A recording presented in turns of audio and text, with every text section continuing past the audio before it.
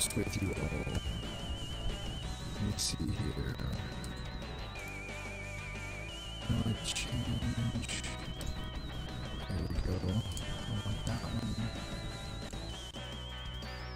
And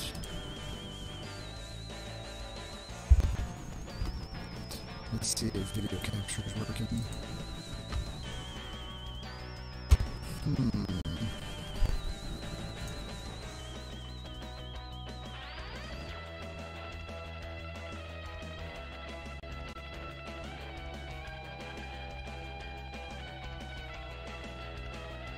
Still not working.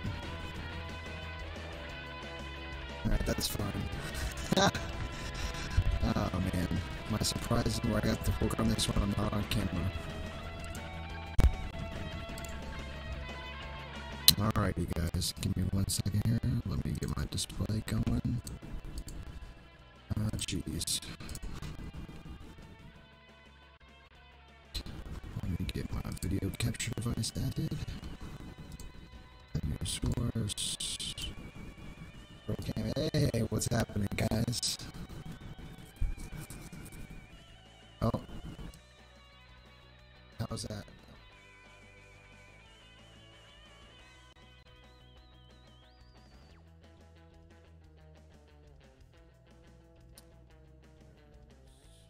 That should be all better now.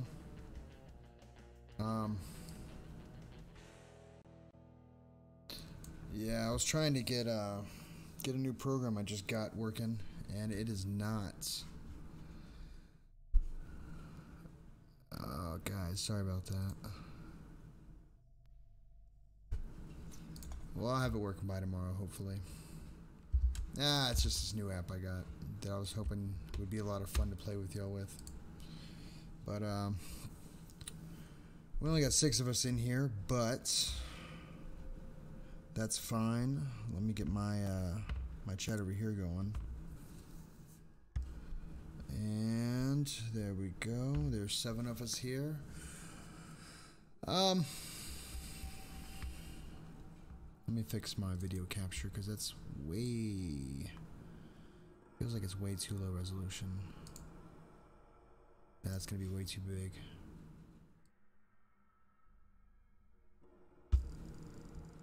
I don't know. Oh. I don't know. My video looks a little funny, doesn't it? I had it all dialed in before, and now it's going nuts. Why no beard? Aha, because I work in the oil field, man. I can't grow a beard. But it's fine. Let me see here. What else is here in me chat? That is it. Video capture device doesn't need it. Desktop audio. Y'all can still hear. I'm watching Masked Singer. I'm not sure what that is. Yeah, my resolution looks really funny on this camera. Let me try that one.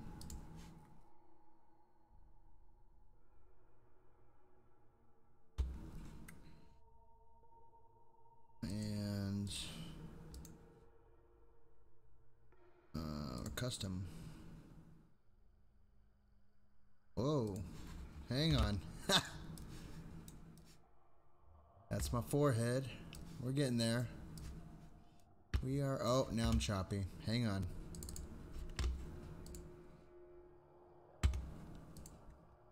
There we go. Sorry about that. What's... Oh, jeez. I'm bumping into stuff. Totally professional of me.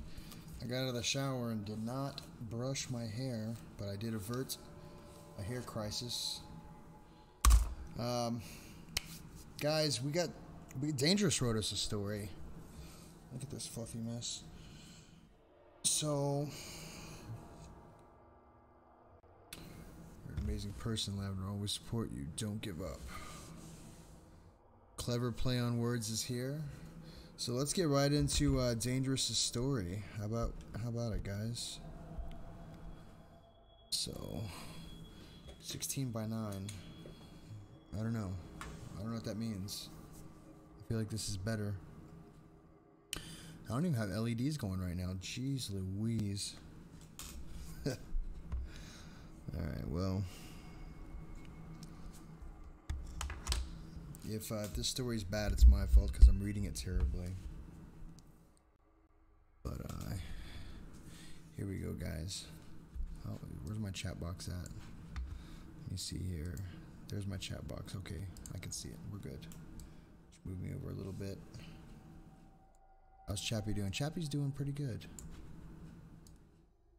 There we go. I gotta move you in front of the, so now, there we go.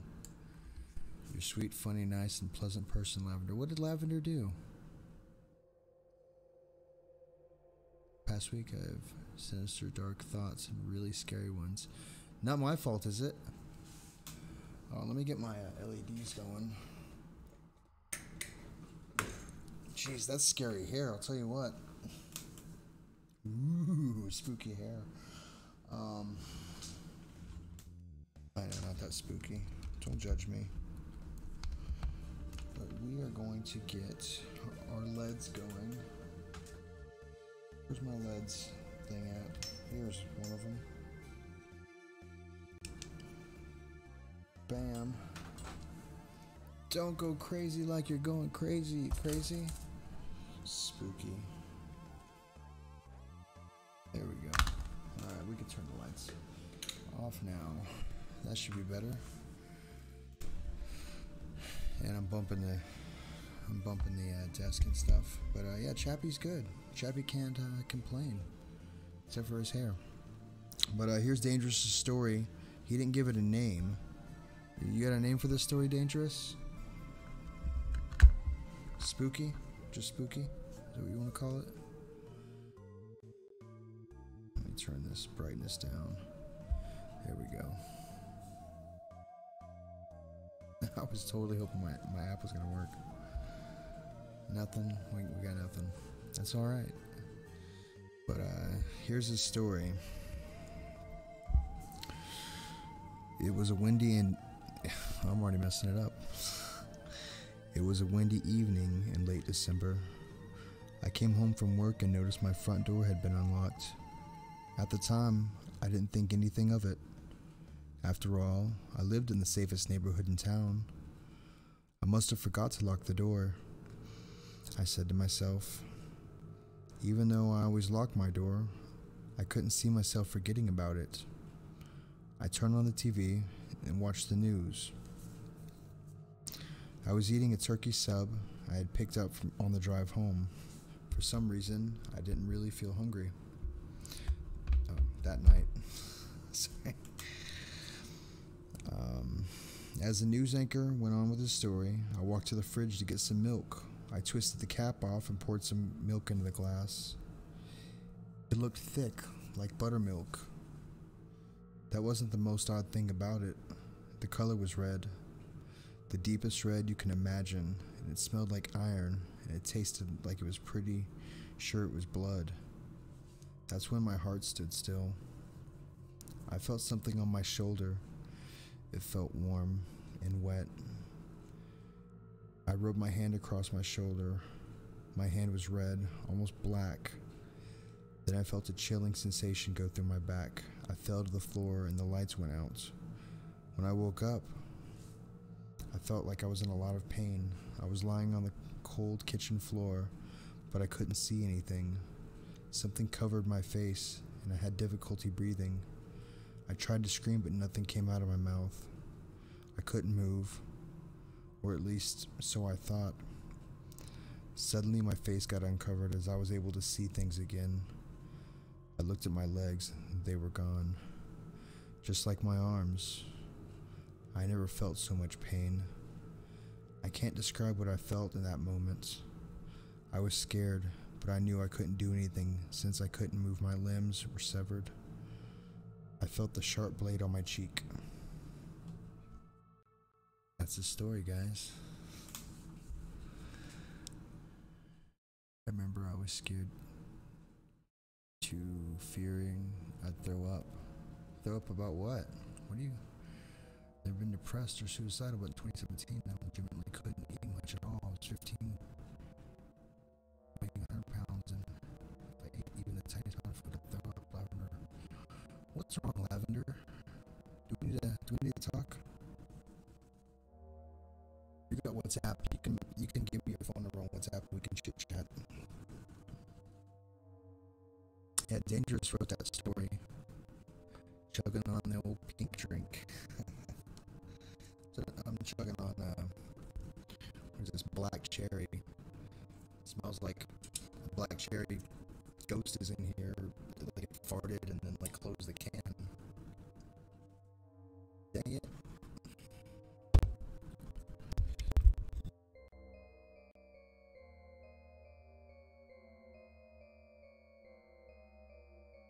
You know, it may not do it at all in a night, or it may do it like 10 times in a row. Yeah, I fixed it. Sorry about that, guys. I don't notice it right away because I see my sound bar, but it's always kind of jerky. I just need to keep my sound meter up. My voice meter. I think it's my voice meter software. I don't know what's going on. Sal Goodman. That sounds like a name to remember. Good old Sal.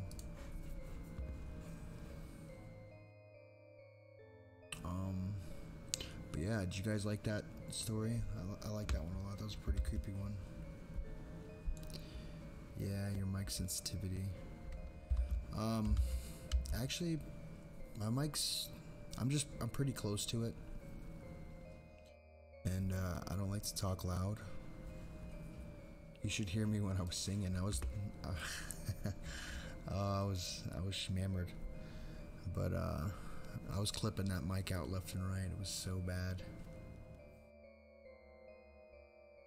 But yeah. So we're gonna move on to another creepy story.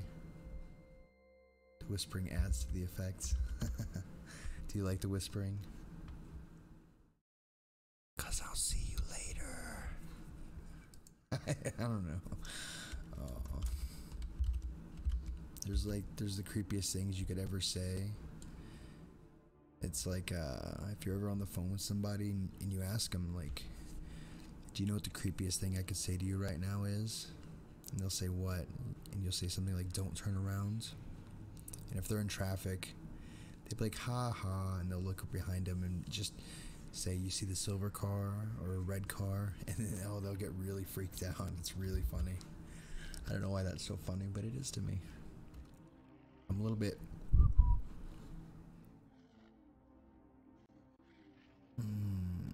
We got some stories. Got The Alchemist, Akuma Tasuri, Afraid of Your Own Shadow, Abstract Man, Absolute Hell, Always There, Amnesia Tapes, Analog, Anna's Gift, Annabelle, Another Senseless Ritual, Really Terrible Water.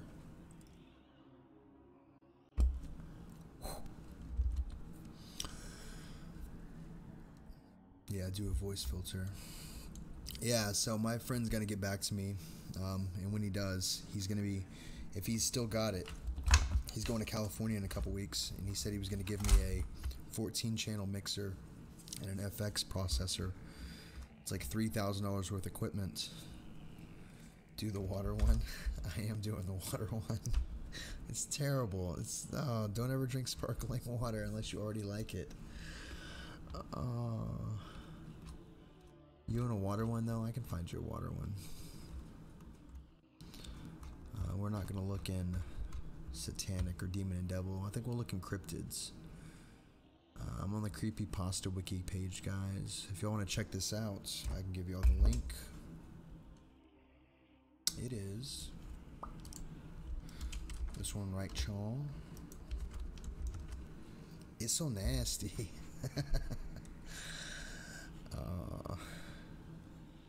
So cryptids. I like cryptids. Cryptids are beasts.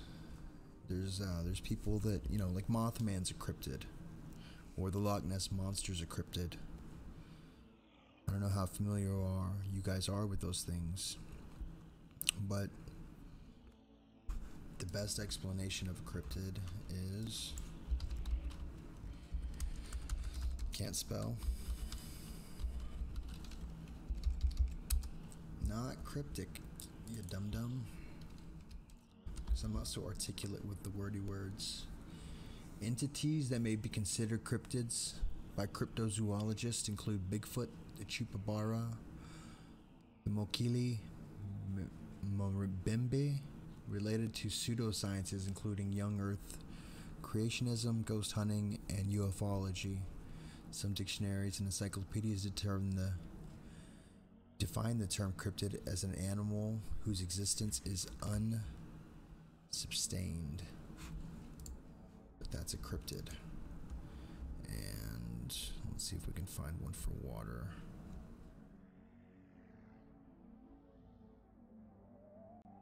Ooh, Wendigo. Who wants to hear about a Wendigo? That might be fun. I have this fantasy that Mothman fights Bigfoot. It would be a pretty epic battle. The Fiji mermaid. I don't know if that counts as a cryptid, more or less. Oh, geez, camera, come on. Fix your... Yeah, the Wendigo's pretty cool. Let's see what we got here for the Wendigo. I haven't test read these. I'm just going off the cuff. So let's see what we got. It's not a bad one. This site doesn't tell you how long they take to read, and then with my stammering, it might take longer because English is hard sometimes. Not because I have a problem speaking. Well, duh, LG. We're just a creepy channel, man. Do John's story. What's John's story? Let me do this one and then we'll go on to John's story. If you can find me a link for that, you can send it to me through the chat, the Facebook chat. I'll have it open. This one is the Wendigo. I'll give you guys the link.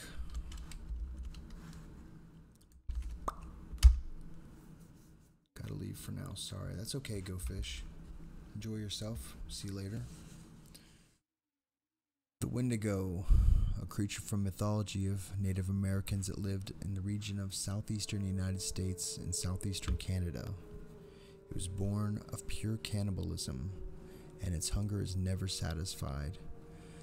There are a lot of stories surrounding the mysterious 13-mile woods of northern New Hampshire. I've heard stories of hunting parties starving out there and resorting to cannibalism. There's no telling what happens out there. This story was told to me by my grandfather, who met one of the people involved. So I gotta resize my screen so I can kind of see my audio. And see, I'll type in. But if I don't respond to you, don't take offense to it. I will when the story's over. But sometimes I just go nuts and I'll just stop a story mid go. Oh, geez, Louise, come on, you crazy. There we go.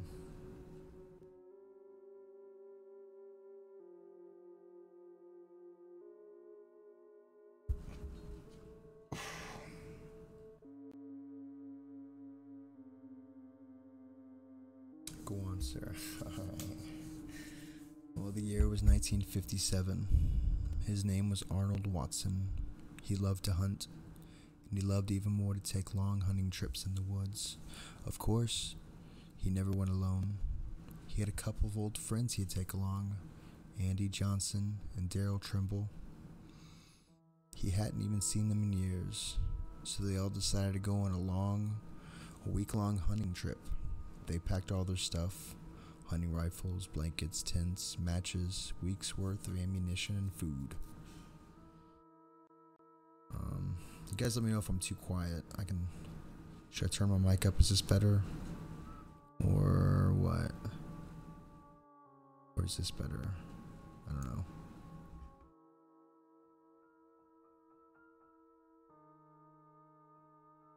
Oh, whatever. The lag is too much. I can't judge.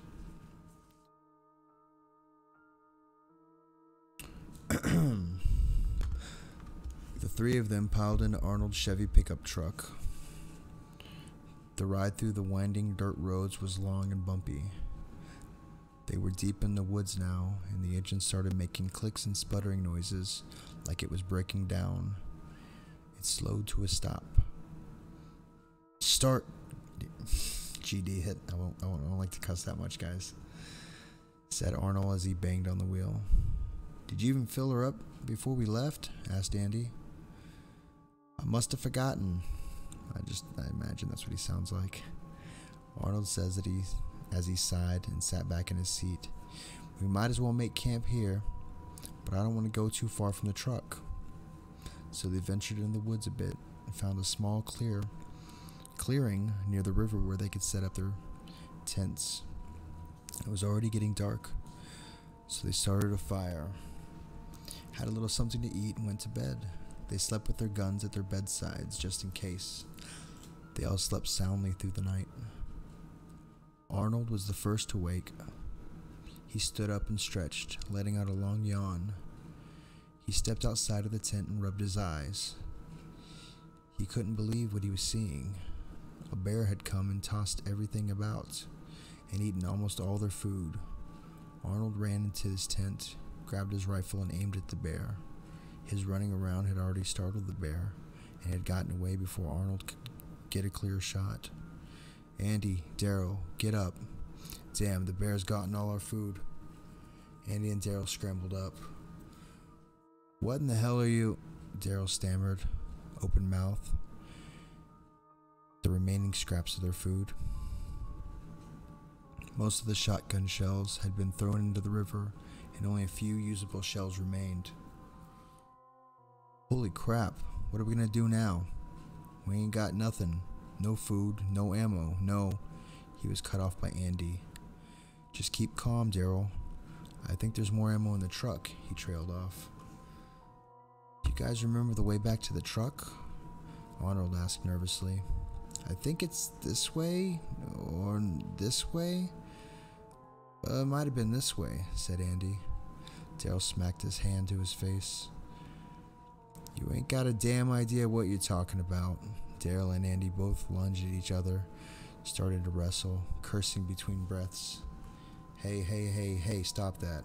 Arnold pulled Daryl off Andy. We gotta get along. We're in a survival situation now. Ain't got no fun and games. We could easily die out here, and no one would ever find us. Our best bet would be follow the river. Maybe we could find a town or a trading post or something. Daryl snapped. A town? Out here? My ass. We're all alone out here. We'll never find our way out. Andy's always been the weak one. Not very surprising that he'd be the first one to break. They wandered along the banks of the river for a bit, cold and hungry. Night came, but they didn't stop. Sounds started to come from the woods next to the river, like twigs snapping and leaves crunching. Andy perked right up. What the hell was that? Andy whispered nervously. Probably just a rabbit, you wuss, Daryl snapped. Don't be so worrisome. A couple minutes passed and Andy sat down to rest. I'll just be a minute. Go on without me, he panted. You sure? Arnold asked. Yes, I won't be long, Andy assured. So they continued. A blood-curdling scream filled the air seconds later. No, I'm not going to scream that, but it's basically Daryl, help me. The scream. What up, man? What's going on? The screen cut off quickly as the gurgling sounds of something eating. Arnold and Daryl ran back to the screaming to the stream. You messed me up, warrior. No, I'm just kidding. Arnold and Daryl ran back to the stream, screaming Andy's name. They heard a snarl and saw a silhouette of a tall, thin, snouted figure with something dripping from its mouth. It growled at them loudly and trotted off into the woods. What in Lord's name is that? Daryl asked. How am I supposed to know? Strike a match so we can find Andy. Daryl struck a match and they looked in horror. Andy's mangled remains lay on the ground. Probably as a pirate. Dang pirates. His face was half devoured, with his skull showing. Blood and flesh covered his face. A whole section was torn right out of his chest. His ribs were picked clean. His entrails were out and laying all over him, partially eaten. His thighs were ravaged. There were parts where his bone was showing in his leg. Worst of all, the horrifying expression was displayed on his face, like he was frozen in time as soon as he saw the creature. Sorry guys, Hope's blowing me up. She said she couldn't make it to the stream. Sorry, adios. I guess Hope doesn't like the creepy stuff. That's fine. Sorry, Hope. If you're a ninja watching, we still love you. Oh my god, Daryl started, mumbling gibberish. Curled into a ball and rocked slowly. Why him? Why? He stuttered. Arnold tried to comfort him, but he was hysterical. We gotta keep moving, buddy. We both loved him. But what's done is done. Now we gotta move on, Daryl cut him off. How could you say that? You act like you don't even care about him. I loved him like a brother. You don't even care. You don't care, you selfish bastard. Daryl lunged at Arnold's throat. He gripped it tightly against the ground. Arnold struggled to get out of his grip. He kneed him in the stomach and Daryl fell to the ground. Arnold started pounding him on the face. Daryl was helpless. Arnold picked him up and threw his head against the tree. Daryl slumped to the ground, leaving a thick streak of crimson blood on the ground of the tree. His eyes turned black and he was crazed with bloodlust. Arnold started chewing on Daryl's left arm, but then he snapped out of it. What have I done?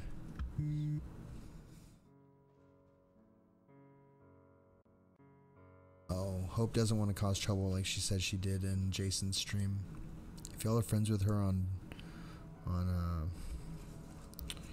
do you call it, Twitter, please comfort her, because I can't. I'm trying to read. I'm sorry, Hope. We love you. Oh. Sorry guys, I keep pausing. He looked at his blood-covered hands. He stayed there with the bodies, not sleeping, just sitting, with a blank expression, thinking of what he'd done.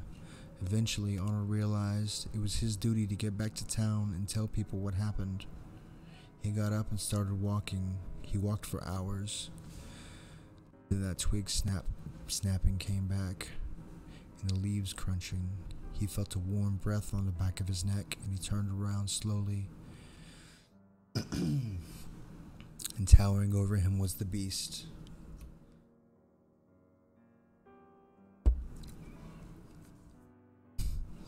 Glowing yellow eyes, antlers, and a body that seemed half rotted. The rib cage was exposed, with rotted flesh and all around it. Blood and flesh dripped from its mouth. His face covered in raw muscle and deep cuts. In areas that weren't rotted, like his back and his shoulders, were carpeted in short, patchy, light brown fur. One of his arms was completely rotted to the bone. Arnold screamed and ran, but it leapt and tackled him. It growled in his face and bit a chunk from his leg. Arnold screamed in agony, trying to escape from under it, and squirmed and kicked until he got free and tried to start punching it. This only angered it more, and it lunged at him again, but this time Arnold moved out of the way and the beast tumbled into the river. Arnold saw his chance. He tried his best to limp over to the river, where it was recovering from the fall. Despite his excruciating pain, he tackled the beast, pushed his weight into its head, trying to drown it. It snarled under the water, flailed its arms and legs, but Arnold kept his grip. It slowly became weaker and weaker, until it silenced completely. Arnold sighed in relief and fell on his back into the bank of the river. He rested for a while and tried to move on. He limped through the woods until morning, and he found a road. Thank God, he thought. It's almost over.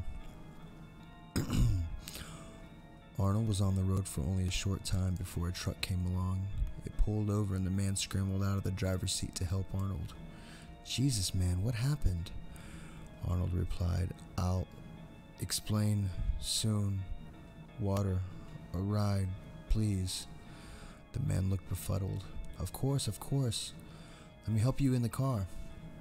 Arnold climbed in and took a big long swig of water from the man's bottle. He told the entire story to the man, the same I just told you. That man was my grandfather. Arnold was taken to a hospital but died due to an infection wound in the leg. Every once in a while, hunters come back with stories of hearing loud, blood-curdling screams or similar stories of cannibalistic beasts. Whether they're true or not, there's something lurking in the 13-mile woods.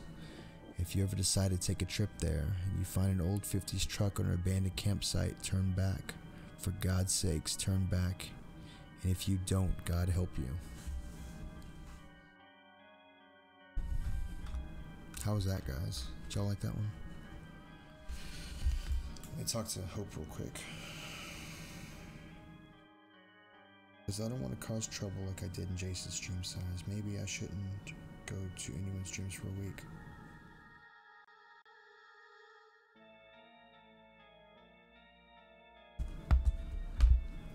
Thank you very much. You're being very supportive of me. You're a new moderator. Welcome. Everybody's a mod. LG, you know what? You're a pretty good guy too. Screw this. Screw this. I'm out of here. I don't want nightmares. Well, if LG comes back, he'll be a moderator. Oh, no worries. There was a story someone wanted me to read. It was someone's story. It was like... there's been a lot of chat back and forth. Bigger fish.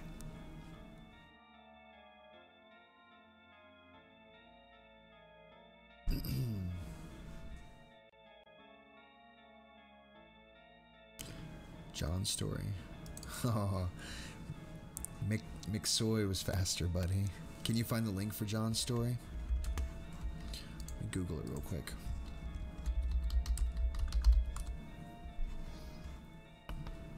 Oh, that felt wonderful. The Last Eyewitness? Is that what you're talking about?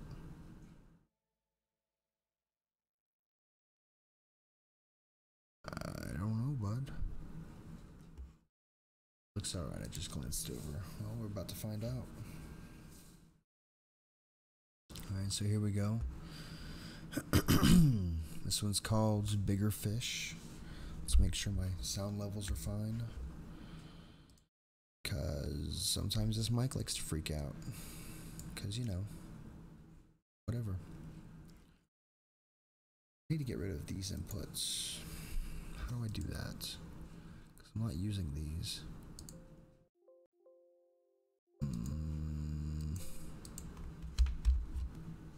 Whatever. Alright, well, y'all let me know. Oh, you did send it on Messenger. Oh.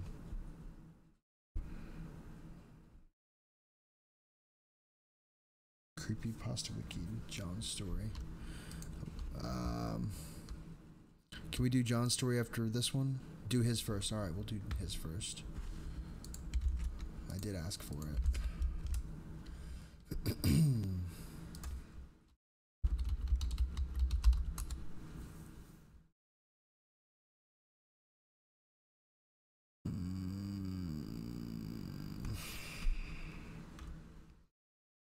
Let's do this. I can just type in the URL.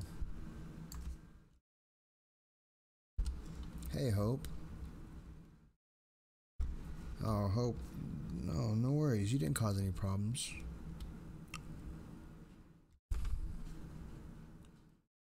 Oh, this is a different website. We got this.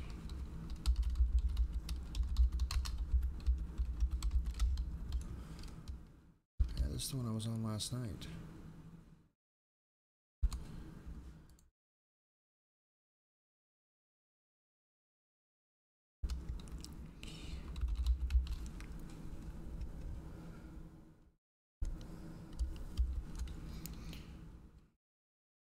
7S underscore.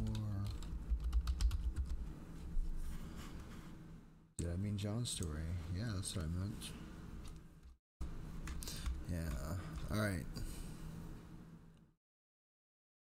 Yeah, I found it. Thank you. I typed it in and it's like, did you mean? I'm like, yes, I did.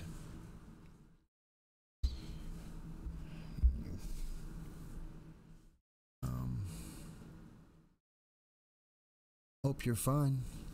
Honestly. I don't think you did anything wrong.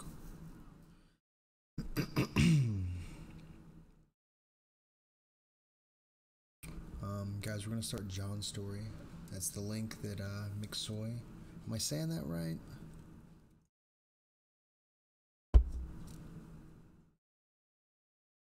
Delicious.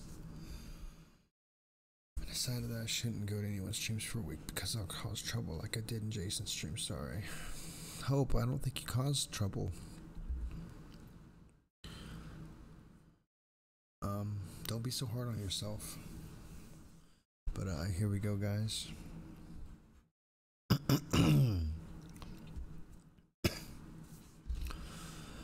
My friend, we'll call him John, came over to my house. This wasn't anything new, as we normally spend all day with each other. When he had gotten to my house, I had 3 other friends over. Each of us were telling other scary stories that happened to us. Well, we said they happened to us. Most of them were just made up to top the person before.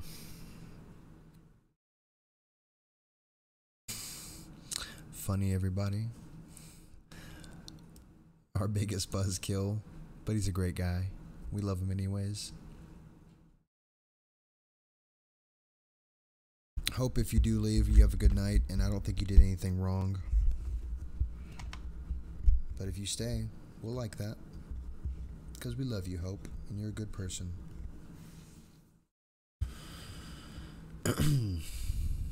I doubt that any of them were true, but each one seemed to be affecting John a little more than normal. He just sat on the couch, not saying anything. Each story seemed to make him introvert more.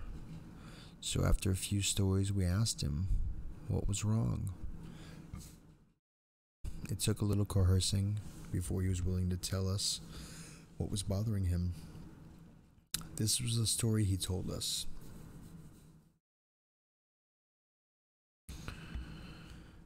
Have a good night, Hope. And we love you, Hope. I woke up in the middle of the night a couple weeks ago. Nights ago, not weeks, nights. Yeah, just a couple nights ago, my bad. At first, I was still dreaming, but then I realized it was one of those times when I was half awake and half asleep, you know? When you can see and hear what is happening, but can't really move. So I heard some talking, and it's what made me think I was still dreaming. But after a little bit, I was able to move. So I turned and saw a couple of shadows standing at the foot of my bed.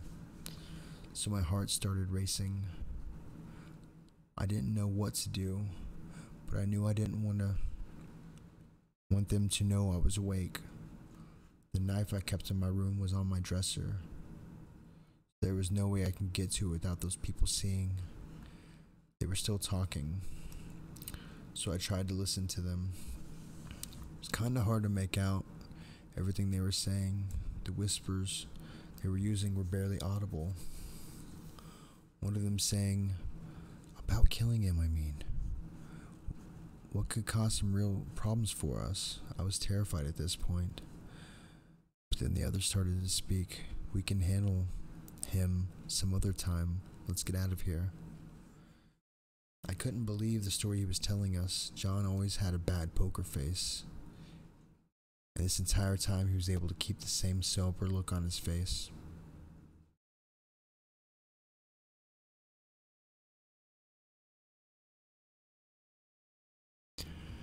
I heard them start to leave, but I still don't feel safe moving.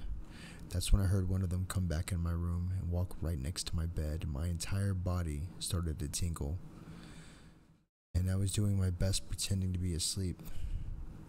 It was so hard though. He was standing right next to me, looking down on me. I could feel his eyes on my face as I lay there. Then he spoke to me. My entire body went weak as he spoke. I know you're awake, and I know you heard us. We've been watching you for some time, and we will watch you even more now. But if you tell the police about this, you won't make it through another night. I was frozen. I didn't know what he expected me to do, something or not. I don't know if he expected me to do something or not. But if I couldn't move, even if I wanted to, that man stood at the side of my bed for what felt like an eternity. Then he simply walked out of my room, closing the door behind him. I heard the front door open and close and a car drive away. I didn't know what those people were doing in my room or why they were watching me, but I haven't slept in the past couple days. Do you mind if I crash here tonight? I told him he could stay as long as he needed to. This was something that we all felt we needed to handle. We all agreed that we shouldn't go back to he shouldn't go back to his house until it was. The most obvious solution was to go to the cops. It took John a few hours of convincing before he agreed to tell the police what happened to him.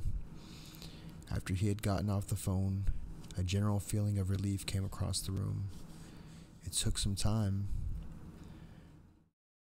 but by the time our friends had left my place, we were all able to joke and laugh about all things. John still wasn't fully himself,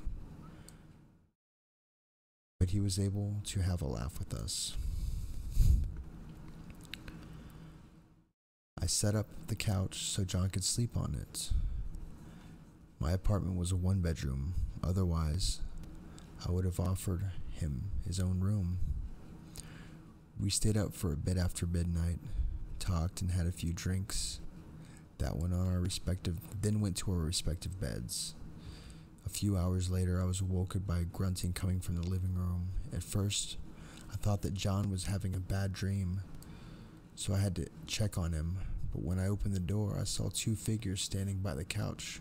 One of them was bent over, right where John's head should be. I wish I could say that I ran into the living room and saved my friend's life, but I didn't. I closed the door to my bedroom as quietly as I could and locked it. The grunts died down a little later, and I heard the footsteps heading towards the front door. I decided that I wasn't going to open my door until the morning. It was perhaps the only thing that saved my life that night. I heard a voice come to the other side of the door. The voice had some southern accent to it. What he said was clear enough for me to know these had been the same people in John's house the other night. If you tell anyone, you'll end up like your friend. I trust you'll make a better decision than he did. Shortly after, the front door opened and closed. The next morning, I was scared to leave my room. I thought the living room would have been a bloodbath, but there was nothing there. John was missing. But besides that, there was nothing that wasn't as it should be. I didn't see a drop of blood anywhere. It's been years since that night, and I still think about John. I feel like I'm the reason he died. If I hadn't pushed him so hard to tell us the story, he would still be here. If I haven't done anything, besides just locking myself in my room, he could still be alive. But the most haunting thing, the thing that keeps me up at night, is knowing that when people think is what I think of those people is when I think of what those people did to him. Oh. Sorry guys, I couldn't get that line out. Follow back for cool dolls. What are you talking about? Chappy. What's up, Bubba? Why aren't you in a mod? The smiley virus, what's happening?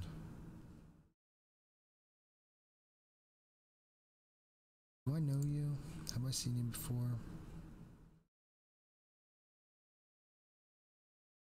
Kind of like that name, the Smiley Virus. You know what, Smiley, you got 4 subscribers. Alex, what's happening? Like 3 times. 3 times what? What did I do? Like he's been in here? I got nothing, I don't know. You know what bugs me the most is I can't find my damn sleeping pills, and I know I bought some.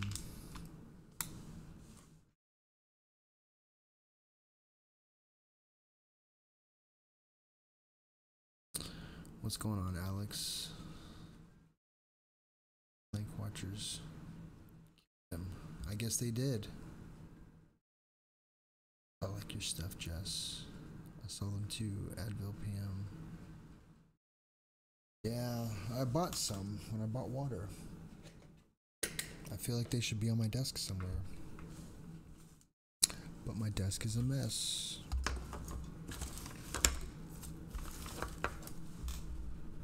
No, they'd be over there if they were anywhere. This one's spent. I'm a mess, guys.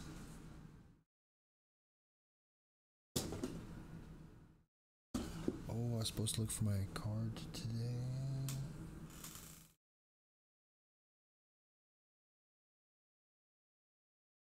Find me, please. I miss you. Miss you. It's my broke ass iPhone.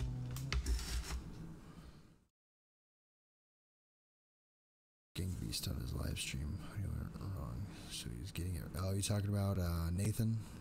Yeah, I saw Nathan was streaming. I was like, everybody wants to stream tonight. I wanted to stream really bad. This really bugs me that I can't find my Advil PM. But I did find a Sonic Mint, and these things are delicious. You guys never had Sonic? Sorry for your luck. Their mints are the bomb. I have melatonin, but I don't take them every day. Oh yeah, that's really good for sleep. They also make a drink. It's got melatonin in it. It's made by Sonic. It's like a... It looks like a... What do you call it? A lava lamp bottle. You've been trying to add him, but I can't find his profile. Who are you talking about, Mr. Kaintar?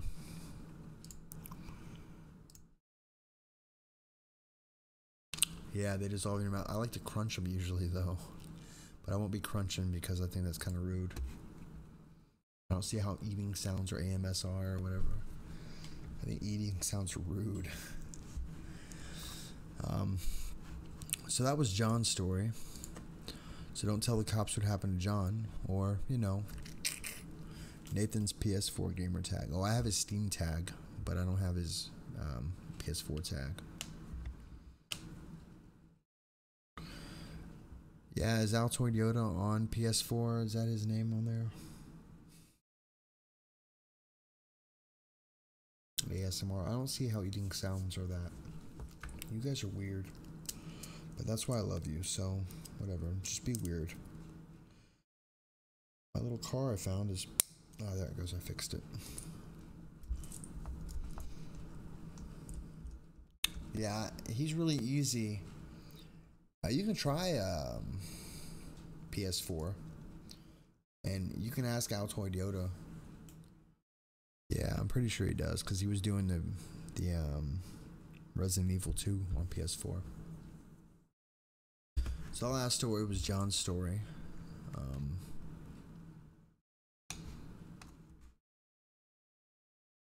And this one's called Bigger Fish.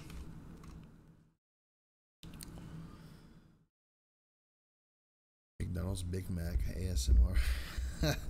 Oh man, I haven't had McDonald's in a couple weeks. Try not to eat that crap. It's really bad for you. I had a sub today. It was good. It's for because the keyboard controls for his game are kind of bad. Yeah. How do they lose a Big Mac license in Europe? That's ridiculous. Oh. What is it? Was that line from Pulp Fiction? The Royale with cheese. I love me some Panda Express candy chicken, orange chicken, whatever you want to call it.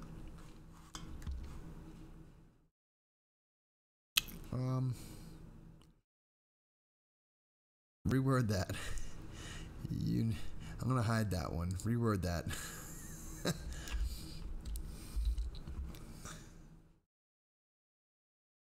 Oh yeah, Burger King is trolling them.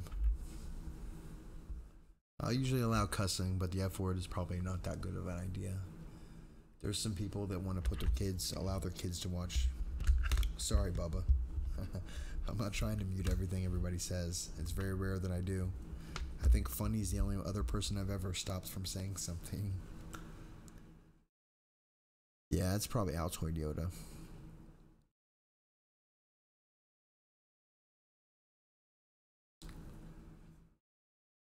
Changed all their menu items to Big Mac? What? Hey, Spacious, what's going on? Oh, no worries, Alex. You're good, man. I usually don't mind. Like if we do an Adult Swim, which if Chappie's drinking alcohol, what am I not supposed to say? I don't know, bud. I'll tell you when you're not supposed to say it. How's everybody doing? We're doing good. We're about to start another story, if you guys are ready.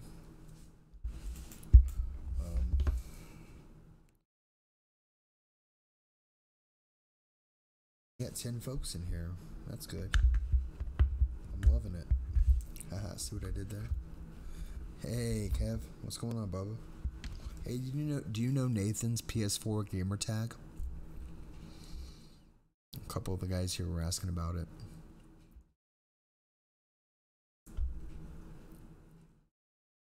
And they're probably really cool guys. Or imposters. Do you mind posting Nathan's gamer tag? Okay, I appreciate it, Kev. If you guys don't know,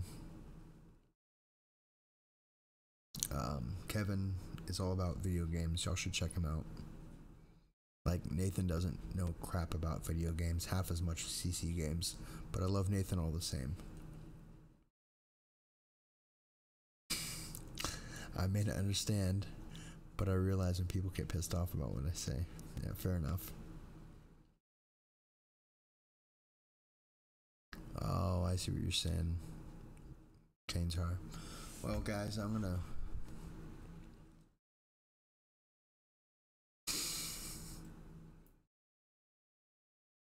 Oh, it's Nathan Barnett. Just one word. Let's start Bigger Fish. Hey, CC, I gotta talk to you later. Face rig wasn't working for me on here. And I installed the driver. Hey, Go Fish, what's going on? How you doing? So let's, I mean, I had the tracking going, but when I opened the program, it wouldn't. Whatever. I'm not gonna get into a tech session right now. We're reading. Me, Nathan is YouTube legend. He is. He's a great guy. I love him very much. Or I wouldn't have given him all that money. I really believe in him. CC Games, everybody. You should have 10 million subs. Probably should. He's great.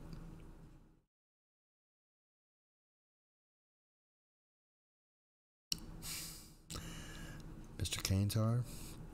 I don't know, buddy. I'm just gonna get back to reading my terrible stories here. If I can read them properly, maybe.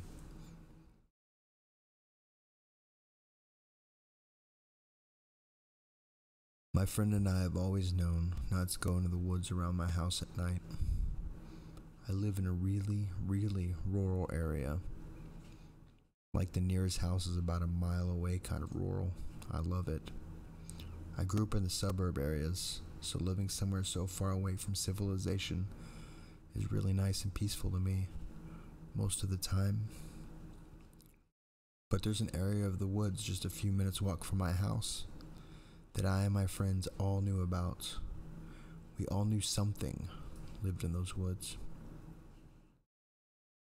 God only knew what, but the people in my neighborhood knew you kept your pets indoor or fenced in. You didn't walk there.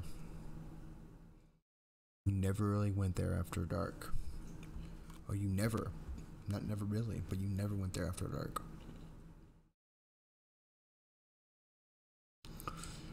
Whatever or whatsoever, whatever or whosoever lived in there, they never left.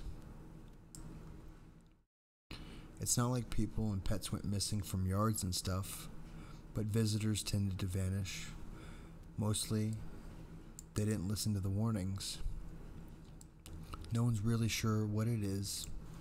We had a somewhat famous supernatural hunting crew come tromping up in our area once to check it out. They claimed they never found anything up there, but they also refused to spend the entire night. Hey, Tom. It's Halloween, my friend said, and is whining at the moment. The night that the story I'm about to tell you what happened, you must come out to Halloween. Stop being such a damn wet blanket. Thanks, Michelle, I groaned, putting my feet up on the table. I hate Halloween. I've always hated Halloween. I don't like being scared. I don't like dealing with tiny brats wanting candy every 5 minutes. I just wanted to put my feet up, watch some stupid comedies on something on Netflix and relax. I don't like being scared. I don't like haunted houses. Then don't come to the haunted house. Just come to the party after, she whined. I could practically see her bouncing up and down on her toes like a child, trying to get her way. It'll be fun, Jack. Jack will be there. It's like a bunch of E's. Yes, that's what I want to do. Get drunk in front of Jack. I rolled my eyes. Drunk people act like idiots. She giggled on the other end of the line. So don't get drunk. Have you ever actually gotten shit-faced? I let one slip. Dangerous, be good, buddy. Well, no. And had never. I had never. I didn't see the appeal of it personally. Why would you want to go slam drunk? That you didn't. Let me try that sentence again. Why would you want to get so damn drunk that you did God knew what and then couldn't remember it the next day?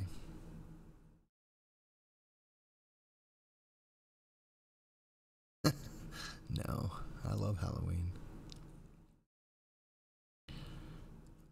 Why would you want to end up like that with a massive migraine? I just didn't see how it was fun. Well, I bit my lip. Maybe it'll be fun there if I was careful.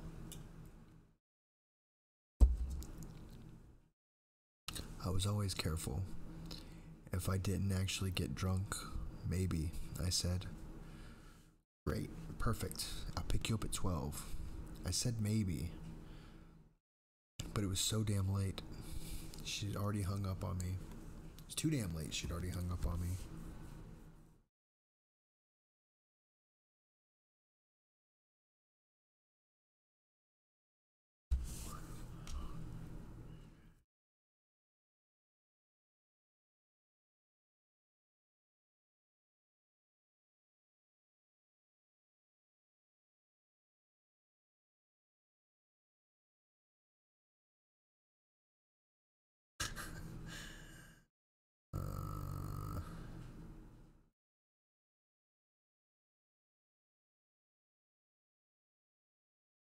I'm not even reading the story. I'm looking at the comments. It seems more juicy.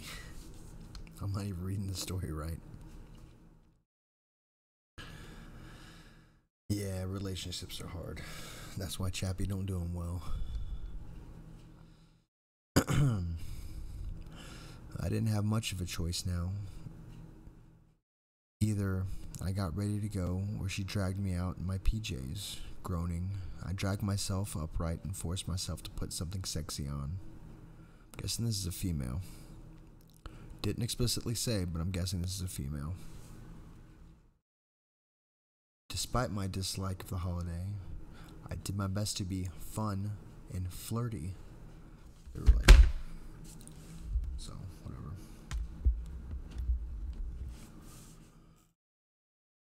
I was midway through putting on my makeup when she knocked on my front door.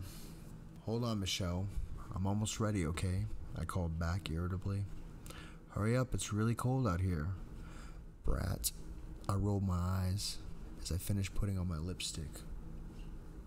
Checking myself in the mirror. Danny, Michelle called again.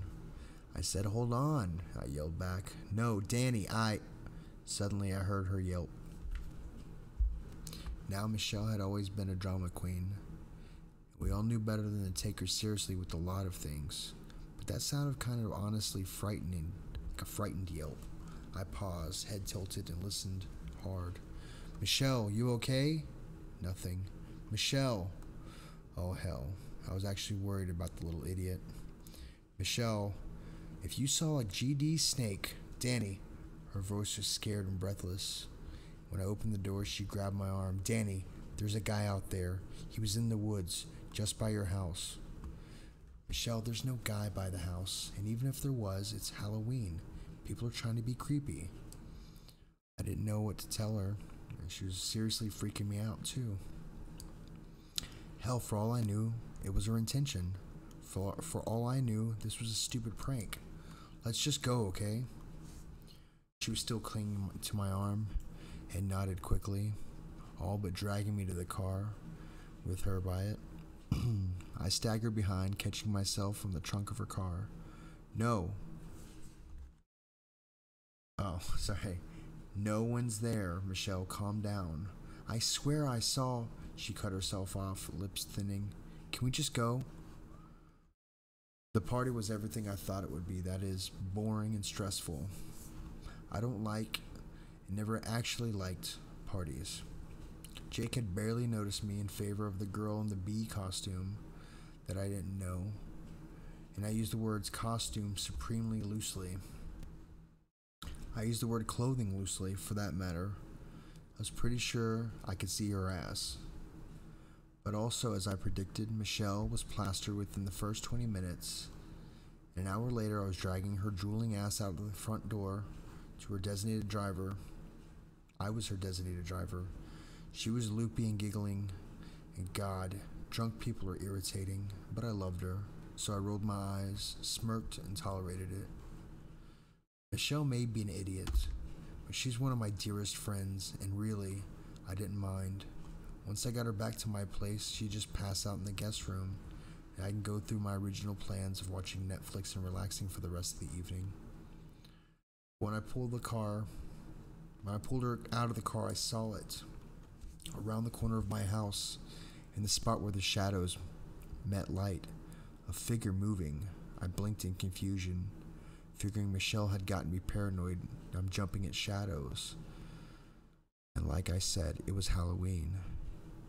If anyone was there, I was probably some stupid kid trying to spook me. Hey, get out of here, I barked.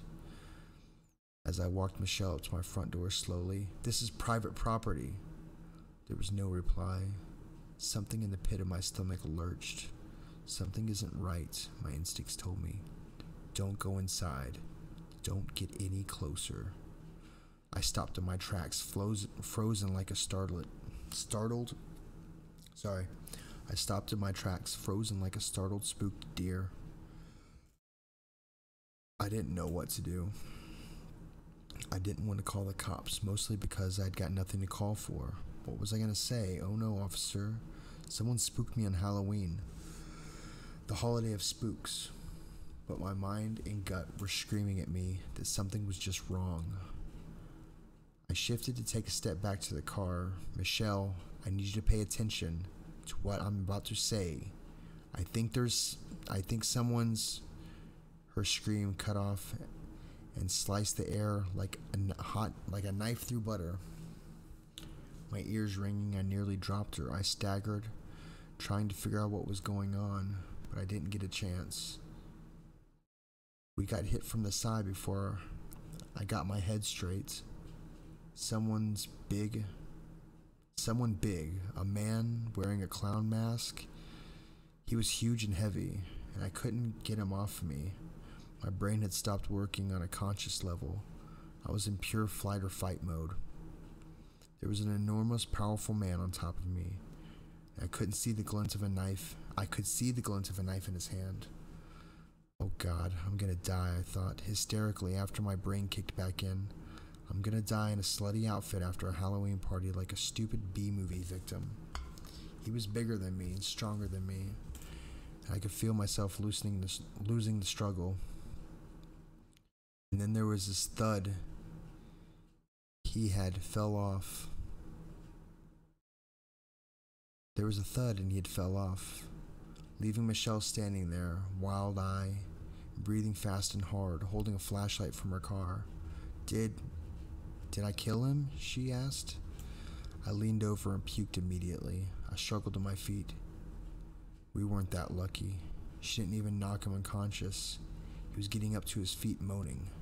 No, Michelle, we need to run. Can you run? I grabbed at her, grabbing her arm and trying to tug her along with me. Hell yes, I can run, she snapped. I'm drunk, not crippled. It's funny how fear and adrenaline can sober a person right the hell up.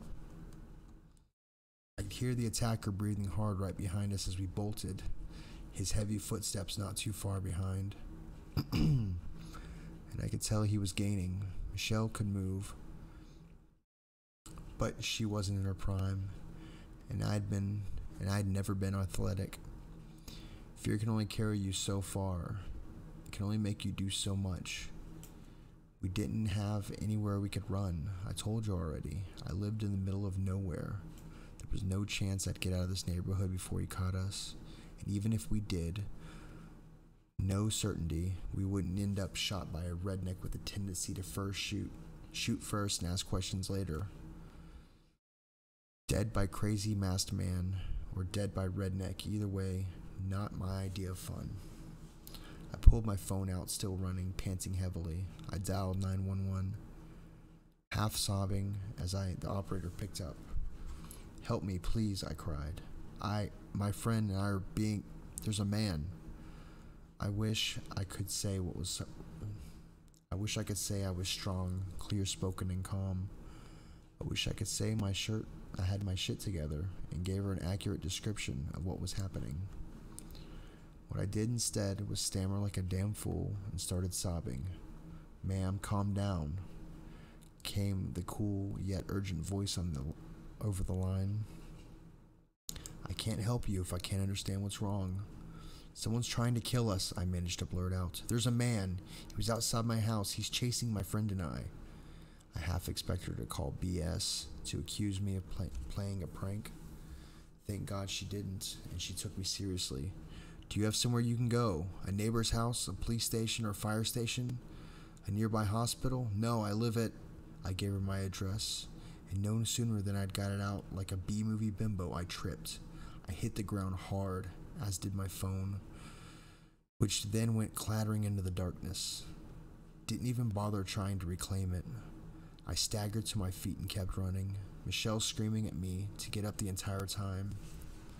The mistake cost us precious moments. He was gonna catch us. He was gonna catch us all. We kept running in a straight line. He'd catch up with us, and then I didn't want to think what came next. Michelle, turn left into the woods, I screamed. It was the first thing I could think to do. We can't, she protested.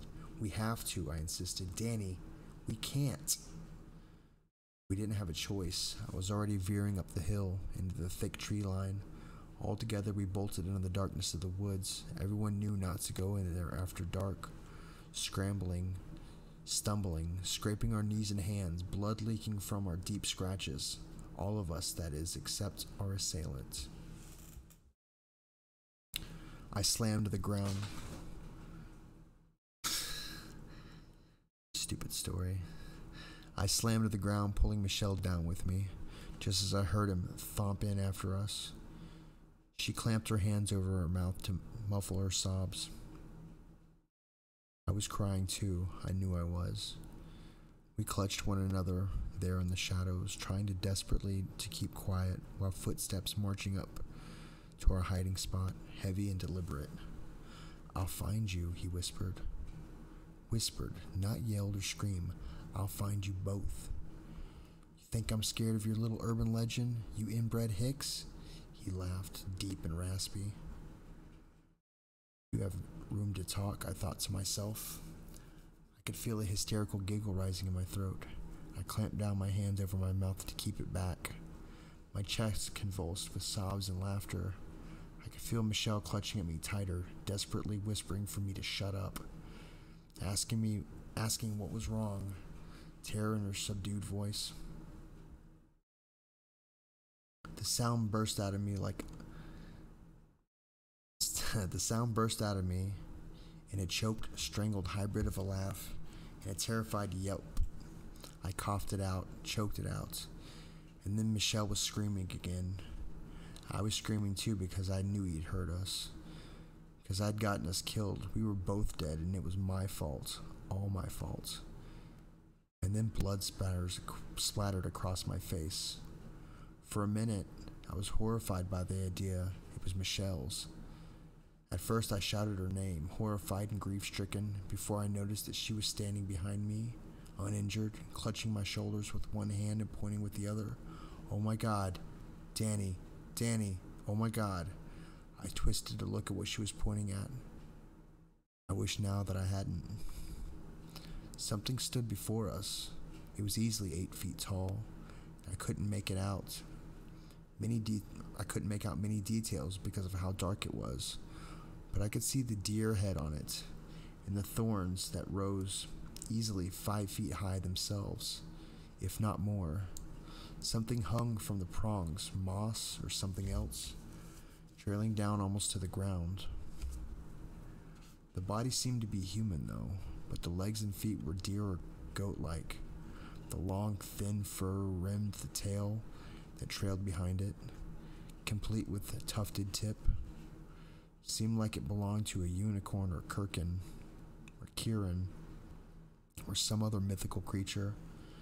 It was easily as lengthy as a creature was tall. The hands that held our attacker were more like claws, the nails so thin and razor sharp enough to have torn his head off without effort, apparently, because that's what exactly it did. It tossed the corpse aside and bent down until its head was level with mine. Hot breath from its nose blew in my face, and it smelled like rot and mold and mud and dirt. I'll be honest, everything I had happened after that was a complete blur. I don't remember well. Michelle said I had passed out, and that it walked away, leaving her sobbing wreck on the ground beside me. She said the cops finally showed up 20 minutes later. The next few weeks were mixed up mess of questions from the cops and the attention of the media, people trying to get us to appear on the news and talk shows, or ghost hunting supernatural programs. Michelle ate it up. She always loved attention and being in the spotlight. Me, not so much. For my part, I guess I just needed to get this out, to tell a story for real, with no frills or embellishments.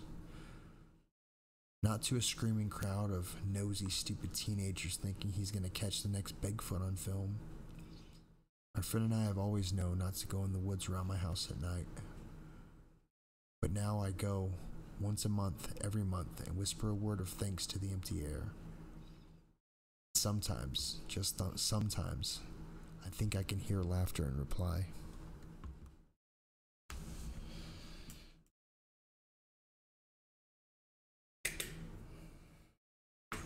That was a good one. Hope I didn't read that one too bad.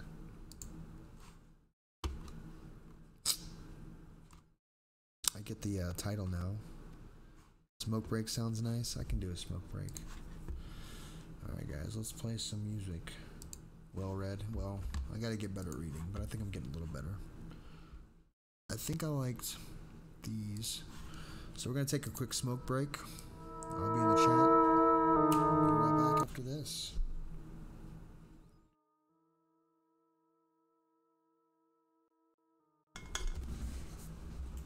Oh, let me turn them. There we go.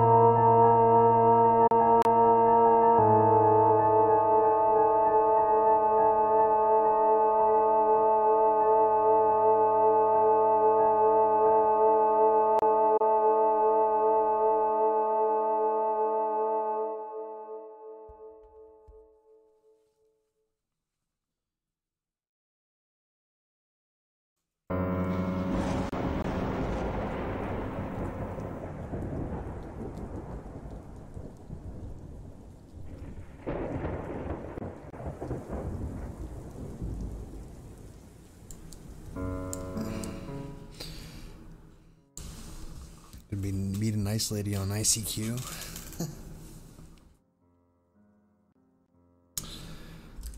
Fart water at? There it is.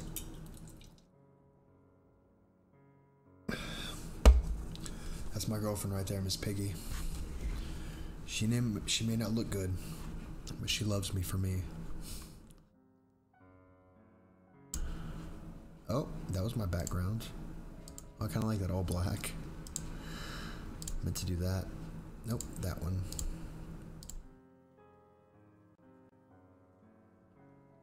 I've had Alex have been with my wife since 16. Let's just say we went away for a couple years in my 30s. Craziness, but she's back and we're okay. Oh, that's happy. Yeah, I'm the only single person in my family. I decided to chase money instead of women. Now that I have money, there's no women. Womp womp womp. Focus. Focus. There you go. How about a creepy story to set y'all straight?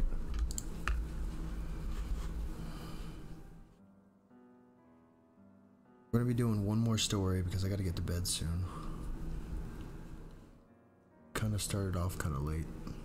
Everybody was streaming. I didn't want to interrupt people.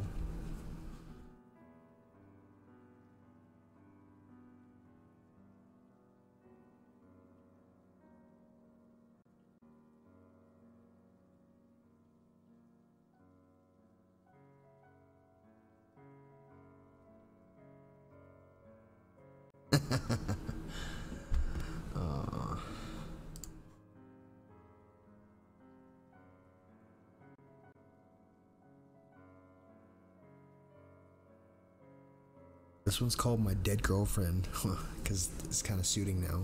It's called My Dead Girlfriend Keeps Messaging Me on Facebook.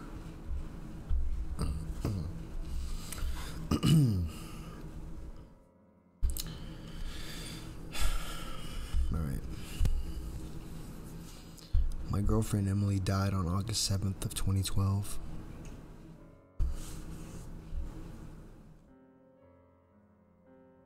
I just received another message, and it's worse than the others. Let me turn my mic.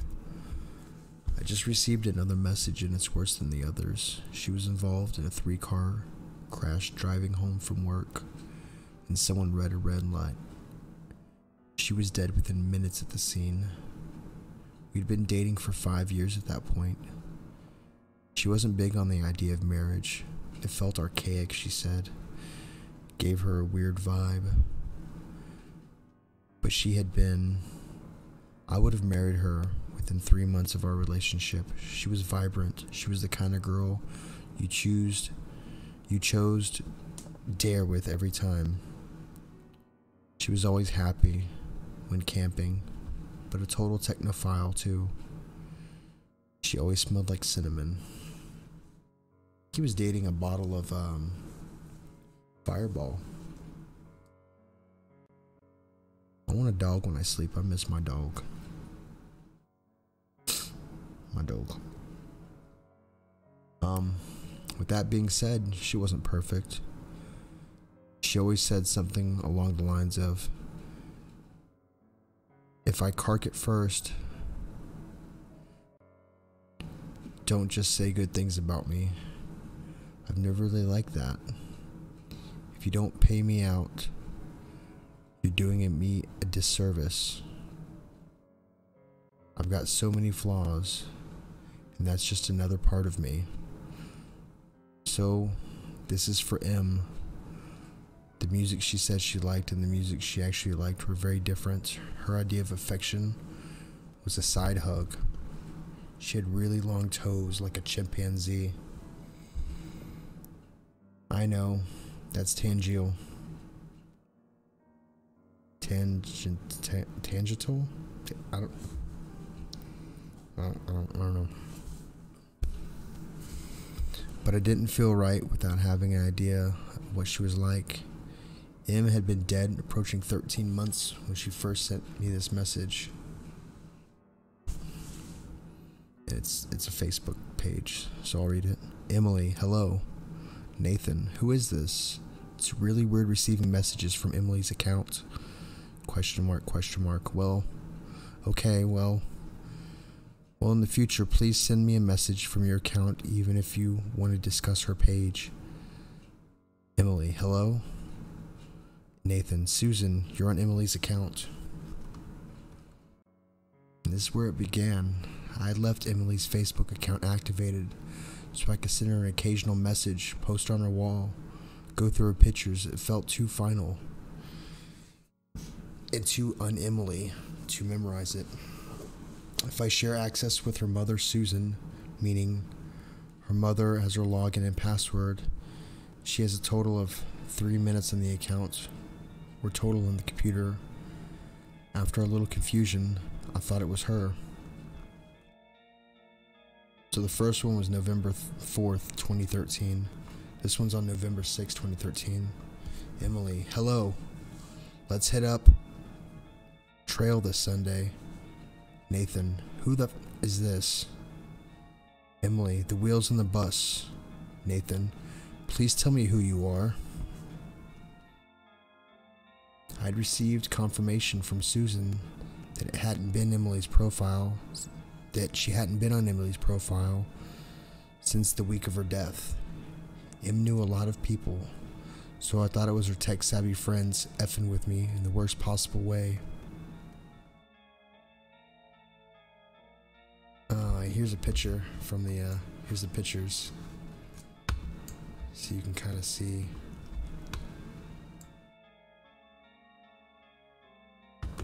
You see the little face right there? I see a little face. Let's see.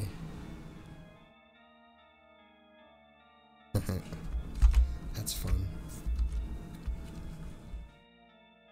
Around February of 2014, Emily started tagging herself in my photos. Now I would get notifications for them, but they'd normally be removed by the time I got the picture.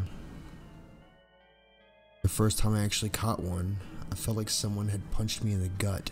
She would tag herself in spaces where it was possible for her to be, or where she'd usually hang out. I've got screenshots of 2 from April and June, but these are the only ones I was able to catch, so they're a little out of the timeline I'm trying to write out. Around this time, I began to lose sleep. I was too angry to sleep. She would tag herself in random photos every couple weeks. The friends who noticed it were some effed up bug. I found out recently that her friends who have noticed it didn't say anything about it. Some of them even removed me from their Facebook friends list. At this point, you may be wondering, why didn't you just kill your Facebook profile? I almost wish I did.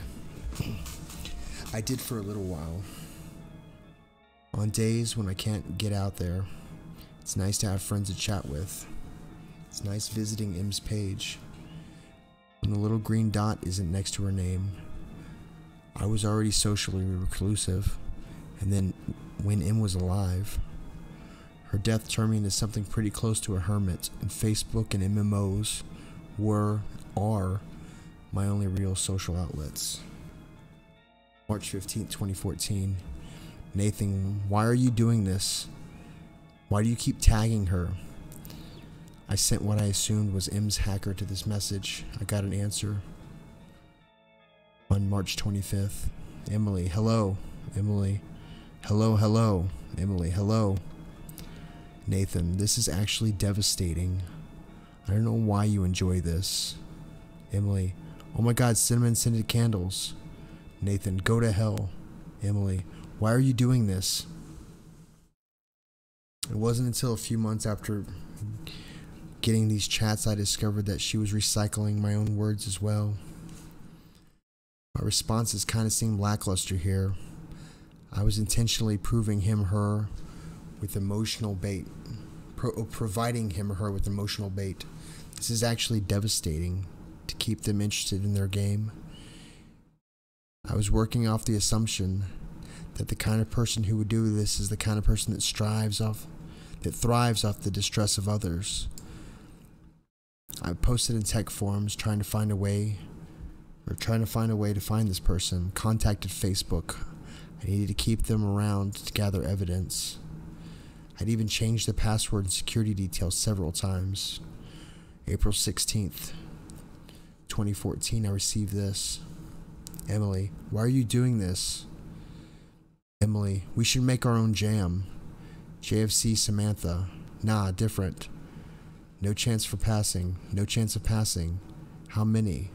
Garage side door. Sigh. I. No chance of passing. April 29th, 2014.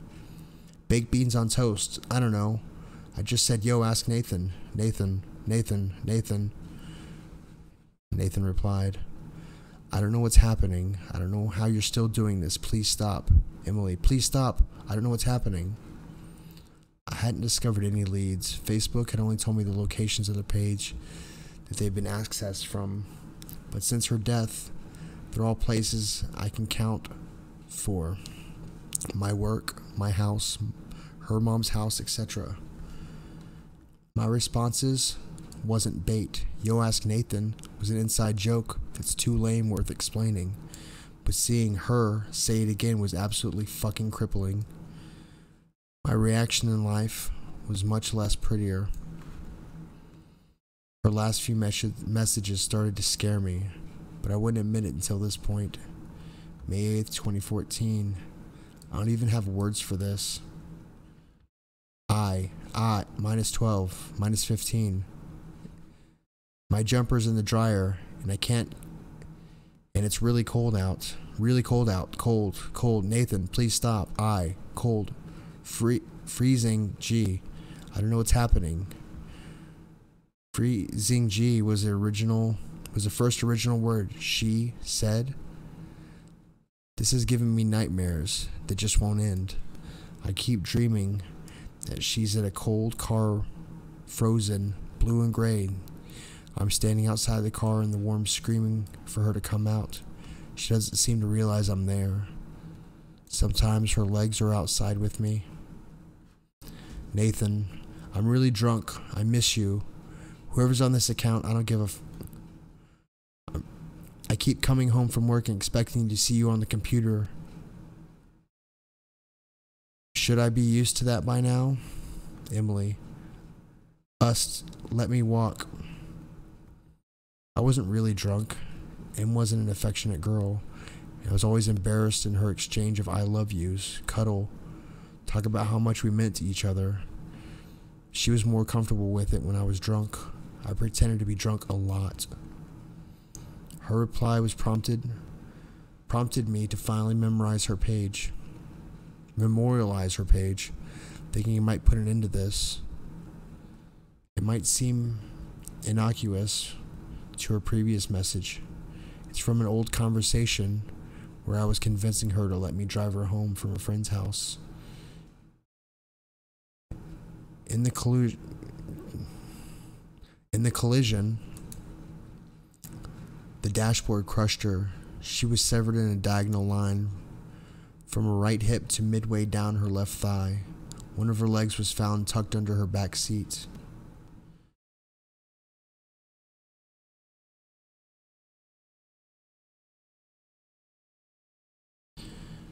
And then August 7th, 2012. I'm going back in time. These are the messages I sent her the day she died. She was usually home by 4:30. This, along a couple of voicemails. This is the last time I talked to her under the assumption she was still alive. You see why I'm showing you these soon. I got these messages yesterday. Emily Memorial. Hey, are you on your way home? Emily Memorial. Hey. Or Emily Memorial. When you see this message, please ring me. Straight away. Please stop. I ring so-and-so. And they said you left at 5. I'm starting to panic. Please stop. Cold. Emily Memorial. Emily. Answer your phone. I don't know what's happening. Cold. Freezing. I memorialized her page a few days after this message about walking. Until today, she'd just been quiet. She hadn't even tagged herself in my photos. I didn't know what to do anymore. Do I kill her profile? What if it's her? I feel like I want to puke. I don't know what's happening. I just got a notification. I heard the alert sound. I'm too afraid to swap Windows to check it. I checked the alert. I heard it was compiling all this together. This was the message.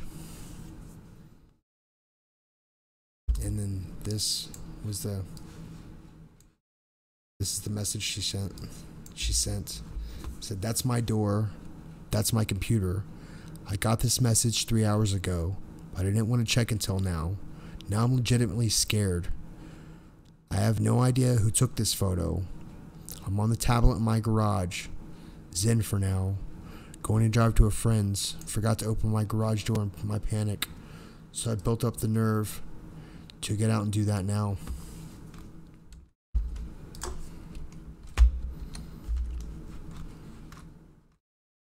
But like this is what I was reading. This is the stuff. That's what she was saying. Stuff like that.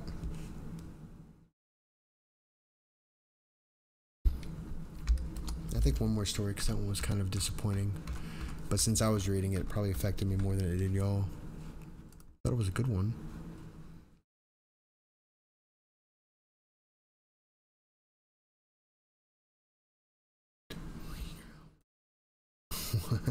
What are y'all talking about?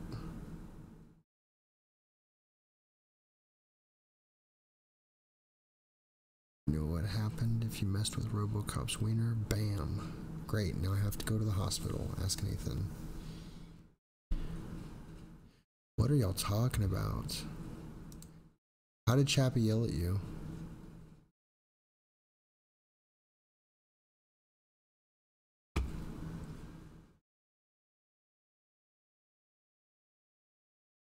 Oh, okay. I'll have to watch that in a little bit.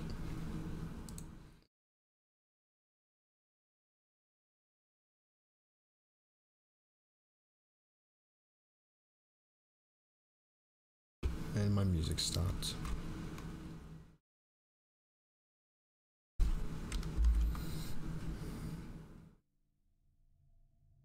I'm being good in chat. How did I yell at you? What did I do? My first message to you the other night? I just thought it was funny. Oh, that's a healthy one. I'm not reading that one. It was called Normal Porn for Normal People. Nah,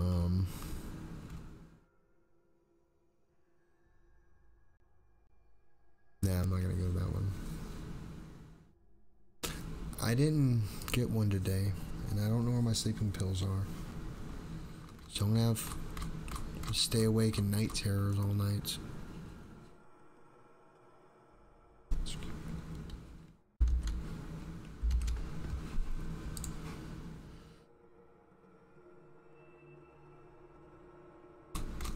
Oh, that's a really healthy one. Oh, geez, that's legs.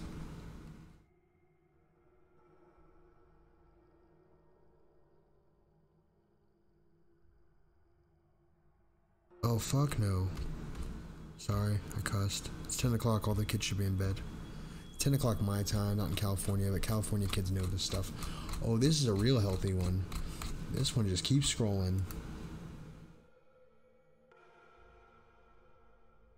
I want...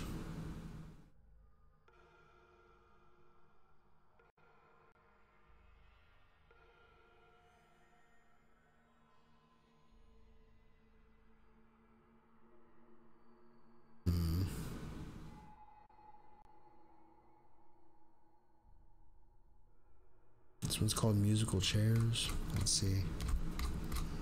What is up with these long... Oh, this one's not that bad. Oh, my nose hurts really bad. Excuse me, guys.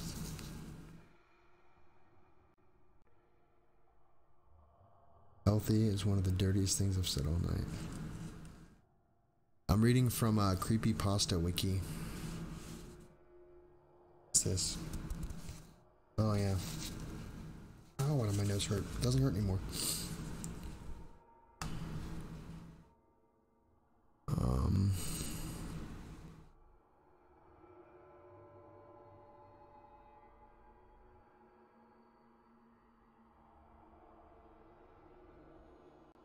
Really in tune with how you read them. You in tune with me when I stammer and have to repeat stuff. Oh, I'm so embarrassed when I have to do that.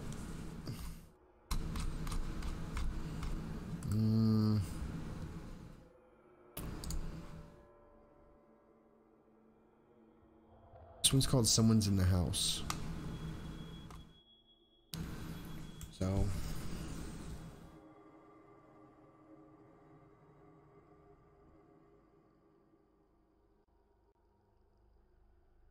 The main problem with the scene is that they're all flaccid. What are you talking about?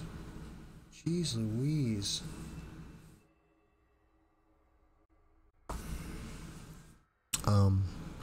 This one's called Someone in the House.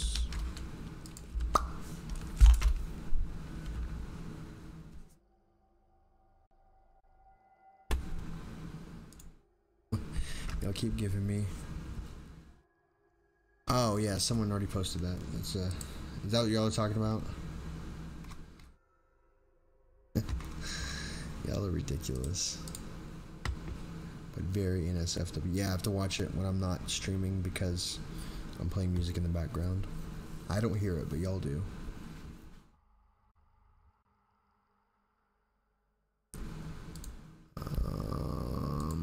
That was a good one. Sound Story was a good one. I'm the Apocalypse. Oh yeah, that was the zombie one. Oh yeah, guys, if you could please, if you love me at all, please, please, please, click on this link and download the software. It's what you see me using here. It's the chat box there. It's the scrolling. It's this. It's my camera. It's part of my sound, but not the sound that messes up. What did you do today? How was your day? It was alright. I finished my little project at work. Happy as a gun expert, would your penis explode when shot? If it's a hollow point and a large enough shell, yeah. Oh, I haven't watched it yet, but I believe he uses a large, like a 50 cal, so yeah, probably. How was your day? My day was good. Is there a way I can download it to where they know you sent me? Yeah, that's it. Yeah, that's the link right there. That's my link. I get $1 every time y'all download and install that. And I think you have to log in or something.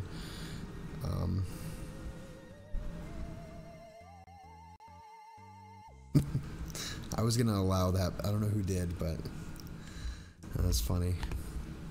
But yeah, if y'all could please, I mean, it doesn't cost y'all anything, and I want to drive a Lamborghini. Could you blame me? We'll fix my Mustang. I mean, whatever. My 2016 Mustang's all busted. Not really, but I don't like to drive it because it's kind of messed up. But yeah, so this one's Someone in the House. I feel like my screen's really bright right now. I'm awake. I don't recall falling asleep. I'm not really sure how I got into bed. But I'm awake now. There's a very distant ringing in my ears. Sort of like the aftermath of a concussive blast that makes you deaf. Only this ringing seems too far inside my head. Must have had a rough night, I suppose, although honestly I can't really recall the previous evening, or any evening for that matter. Yep, must have been one hell of a night. I roll out of my bed and my feet hit the cold floor of my bedroom. Rubbing my hands all over my face, I try to shake the cobwebs of sleep and whatever I may have drank last night out of my head. This guy must have did a 10-hour stream like I did. That next morning was like, what did I do last night? Glancing out of the windows near one of my bedroom, I see a gloomy, overcast sky and a light rain falling on the leafless forest of trees that surround my property. Is it fall? I honestly can't remember. Ugh. I swear, God, I will never drink that much again. I have made that same hollow promise 100 times before, I'm sure. What am I clicking on?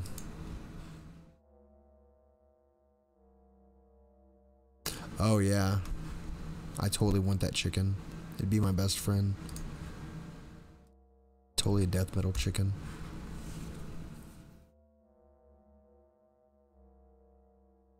Moving off the bed, I walk down the hall and descend the staircase that leads to the main level of the house. The top 3 stairs creaking under my weight, as they always do. Moving down the stairs, I can see outside through the Amityville horror-style windows over the entryway that the drizzle and the clouds have settled in and are likely to be hanging around a while. I'm not going to work today. Wait, I don't have to work today, right? This is the weekend, isn't it?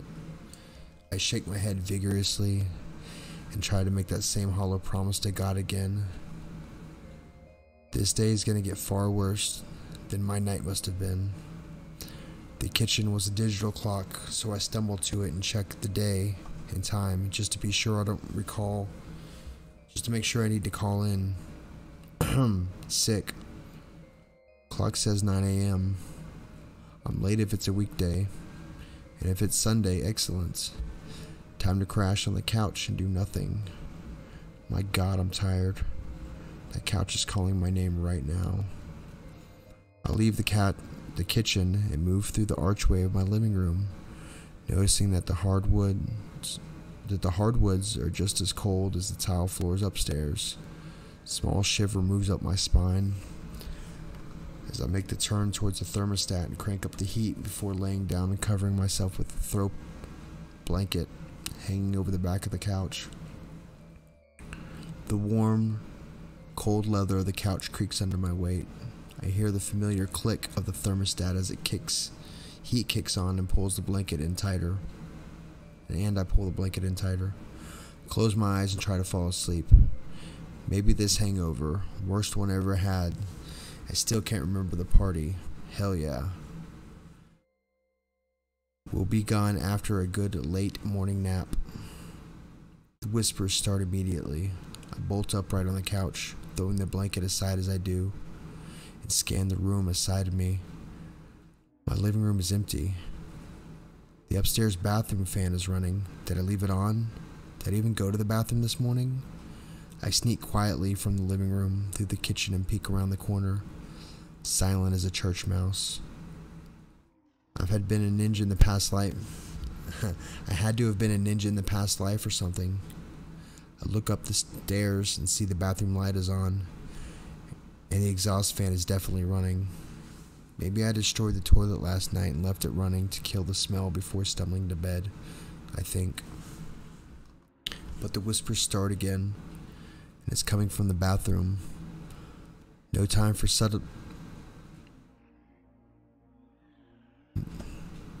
No time to be quiet now.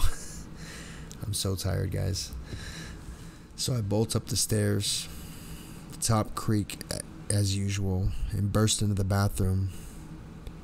If there is something in here, they're about to get their ass kicked. But the bathroom was empty and the whispering had stopped. Okay, I'm far more hungover than I thought. I flip the bathroom wall switch and kill the light, and the fan, then realizing my bed isn't that far away. Sleep. I need sleep. I'm so tired. The bed is there, in my room, dark and inviting. I will just sleep this off and wake up feeling much better. Time for a nap. I lay down on the bed, sinking into the mattress like butter melting into a hot pan.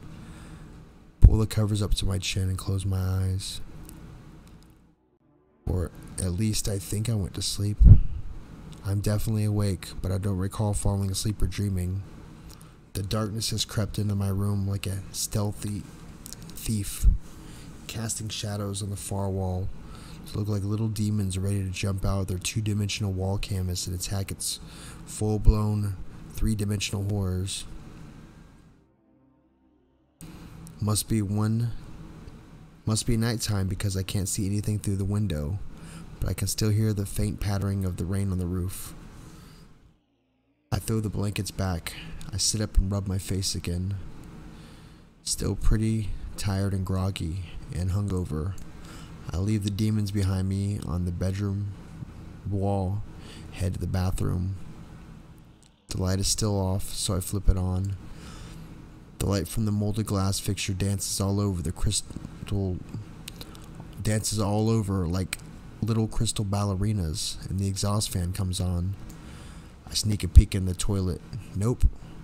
No prayers offered up to the porcelain god in here, I think to myself, as I turn the mirror and face the dreading sight I was to behold this rough state. Sounds from downstairs freeze me in my tracks. It's the unmistakable sound of silverware on plates. Someone is eating dinner in my house. The top 3 stairs creak once again as I fly down the first floor, burst into the kitchen, throwing the door wide as I enter. Head towards the dinner table by the bay window. There are plates here, remnants of a half-eaten meal on each of them. But whoever was here eating my food left in a hurry when they heard me coming. The hardwood floor leading up to the front door sounded like a herd of elephants holding a track meet on it. The bastards are running out the front door. As I quickly head to the hallway, I see the door close and hear the deadbolt click in place. They have a key? They must have, because it's just a door from the outside. I peer under the stained glass slits that sit on every side of the front door, but I cannot see anyone in the cold, black, rain-soaked night. Enjoy the weather, you pieces of shits. The idea that someone was in my house eating my food and has a key disturbs me. There were clearly more than one, and while my past life ninja skills might help me fight them if they return, I don't want to pin my survivability hopes on the reincarnation theory. Besides, I'm just so tired. Let the cops do their job. I grab the phone off the wall and dial 911. Nothing. I hang up and try again. Still nothing. There's no dial tone. Did they cut the lines? Bastards. Now I'm pissed. They were in my house eating my food, and now they have to cut my phone lines? Well, they don't have a car because I would have heard it fire up and drive off. Their asses are mine. As I storm out the kitchen towards the front door, I'll leave a trail of dinner plates, silverware, and half-eaten food. Anything else? The counter strewn on the floor. That dull ringing in my ears has intensified a bit. I'm tired and groggy, but I don't care. I'm pissed. I open the front door so fast I don't even feel the brass handle in my palm. It slams shut behind me. Taking long, determined strides into the fog-covered front yard. Seems the rain has let up. I start scanning for assholes and elbows, because I'm sure the fuckers are running away. I spent the next hour searching along the tree line, but I didn't find any sign of people. Whoever they were, they're long gone now, and damn it, I'm still tired as hell. I don't have time for this.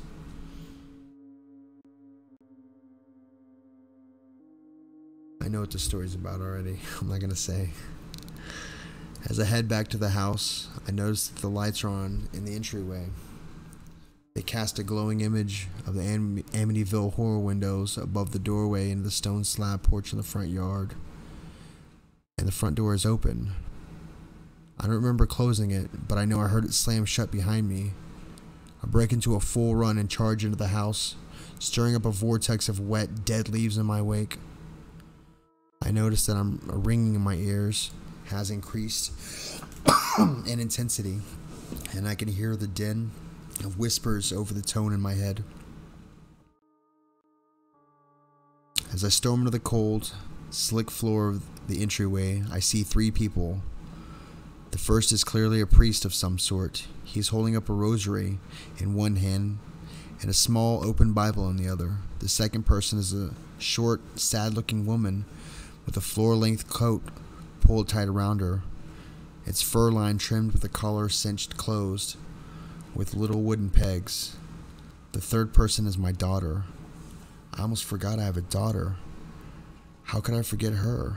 She was beautiful, standing there in front of me. I have a tremendous sense of loss as I realize I miss her so much, but I can't figure out why. Did I just see her the other day? Well, didn't I?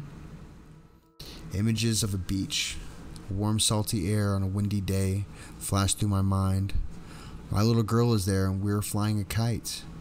I can hear the waves crashing into the sugar sand shore, and my daughter laughing as we run through the surf, flying a kite. It was a great day. She was so young, beautiful and full of life. She's crying now, mouth covered with her hands as she scans the area of the entryway we're all standing in. She looks at me quickly, then her eyes move on, searching. But for what? The sad little woman with the fur-trimmed coat, however, looks at me. She has a grim look on her face as she pats the priest's shoulder and shakes her head. The priest stops waving the stupid rosary around and goes silent, then moves back to holding my daughter, as if to console her. "Here he is," says the short woman. My daughter lets out a sob, and the ringing in my ears gets loud. He is confused and angry. He doesn't understand yet. My daughter uncovers her mouth, and her lips quiver. She squints her eyes, as if to hold back more tears. "Can you hear me?" "What he's saying?" she asks. The short woman shakes her fist. "It doesn't work like that. He can hear you, yes. But I don't hear what he says, just emotions and feelings. You can speak to him." My little girl, little no longer as I realize she's a full-grown woman now, wipes tears away from her eyes, sniffs and offers a smile. I sort of laugh because she thinks she is looking at me, but instead she's looking to my left. But why wasn't she able to look right at me? I'm standing right in front of them all. "Dad, you can go now. We're gonna be okay. Mom and I love you and miss you so much, but you have to go. You'll be better off." My daughter laughs a little and smiles. I always love to see. "Don't worry. I won't let Mom sell the house. I know you love it." The ringing in my ears is really deafening now, but I don't care. Why is she talking to me like this? Why does she want me to leave? Why is she not the 10-year-old girl from my memory? I begin screaming these questions to her. The ringing has become full-blown pain in my head, but I don't care. I press my hands to my ears, trying to block out the noise, and continue screaming my questions at my daughter. The short woman shakes her head. She casts a sad look towards my daughter. "He's angry. He's screaming at you. I can't hear the words, but I know he doesn't understand what you're saying, why you're saying these things. He's very confused. He doesn't know it's time to move on from this life." Wait, what did she just say? I stop screaming and lower my hands. The ringing in my ears is subsiding, instead begins to slow descent into a single harmonious tone. What does she mean? That it's time to move on. My daughter smiles again. I've missed that so much. "Daddy, we love you. It's time for you to move on. You can't keep scaring the hell out of Mom and I. We appreciate you staying with us to make sure we're okay, and we are. But you need to go." Behind my daughter, the kitchen door suddenly flares with life, and the brightest light I've ever seen, pure, clean, and inviting. The harmonious tone grows louder, not painful, but inviting. I look away to see 3 people standing before me. They don't see the light. It beckons me, so I begin to walk towards it. The short woman pats my daughter's hand and nods her head. Her smile tells me that she knows what's happening, even if I don't. I move closer to the light. Its beams of white falling all over me, like a long, loving arms pulling me into their embrace. The tunnel entrance is so close now, but I stop to look at my daughter one last time. I mouth the words, "I love you," knowing that no sound can come from my lips. The short woman whispers to my daughter. She sobs briefly, then says, "I love you too, Daddy." I step into the tunnel and let the light take me. The tunnel isn't very long, and the light near the end begins to shift. I can smell warm, salty air, and I hear the crash of waves on a sugar sand shore. My little girl giggles. That was actually it's kind of sad. Oh, called Someone's in the House. Did y'all like that one?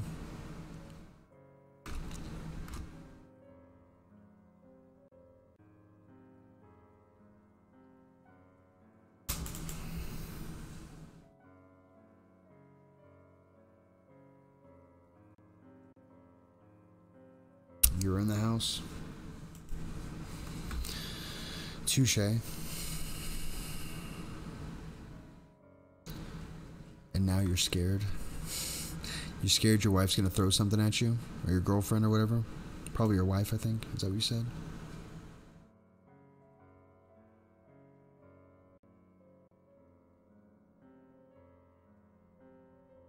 She's a brick house.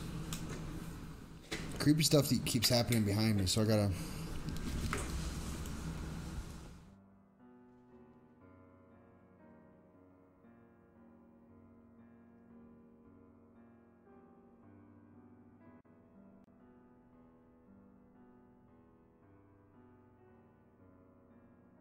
This is a chiclet relay. Basically, voltage comes in on these two guys. You probably can't see it that well. Like a switch, and it tells these guys, like, let's say something comes here, it says, am I going to go this way or am I going to go this way? That's what a relay does. Texas. I live in Odessa, Texas. Why do you want to come stay with me? 4 a.m. where I am and so much snow. Sounds like the start of a creepy story.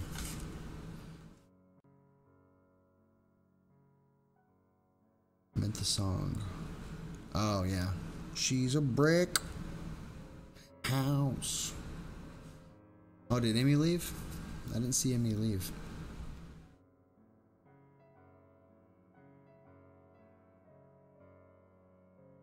Amy hasn't been here in a minute, huh?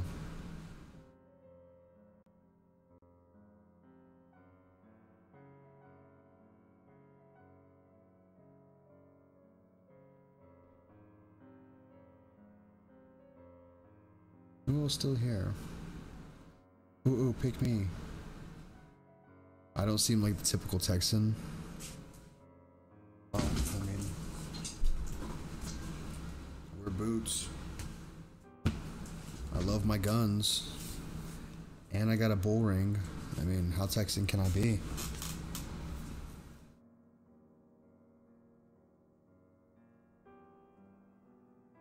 It'll be a horror story if my heart don't turn on.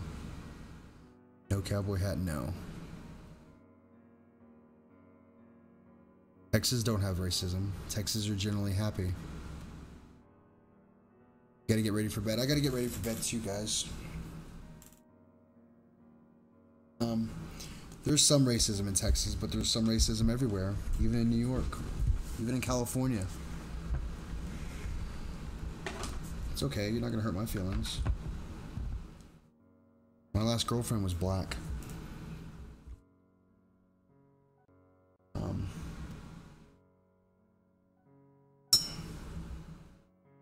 Oh yeah, you're for the LEDs.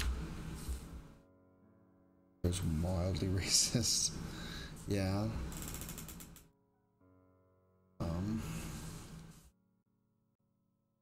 Really like to find those sleeping pills, even though it's probably too late for them. I forgot about this thing. This is my survival thing. A cheap Chinese survival kit. Let's see, I got one of those blankets, those shiny blankets. Oh, I love this pen. This is my favorite pen.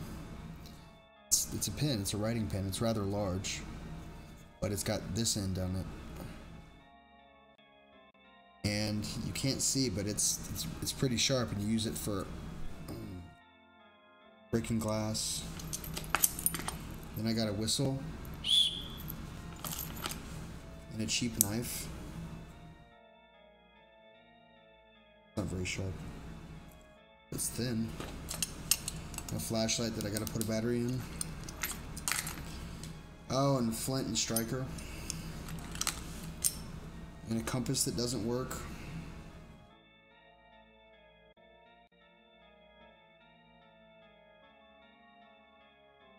saying that's north. Let's check our compass.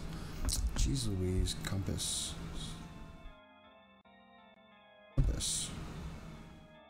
Oh yeah, it's way north is that way. It's saying this way. Whatever. I want a little beep beep. I want to leave it on. Sorry. We're stupid. Oh, one of these things. These things are kind of cool.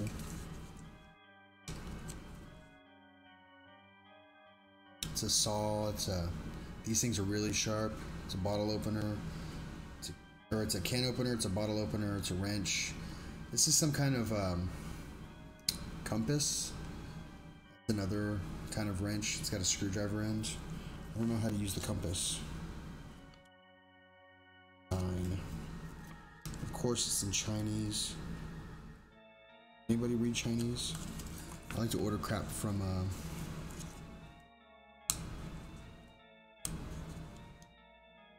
China.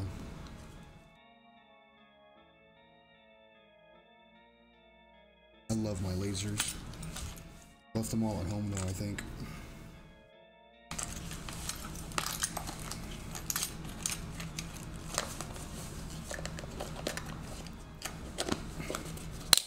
Yeah, I should totally put this in my work truck or my Mustang.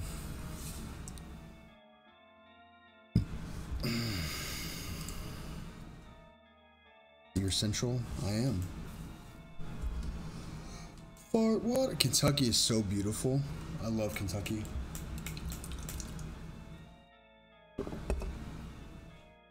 So good.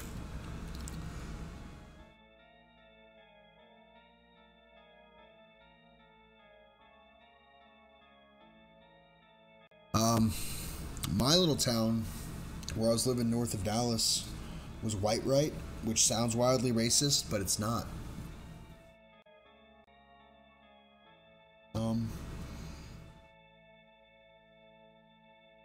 I just think maybe where I don't know how to explain it. I'm not gonna get into it. I'm not gonna talk about racism. Racism's real. I have a guy at work, this Mexican guy, he doesn't believe racism's real. He's a total idiot.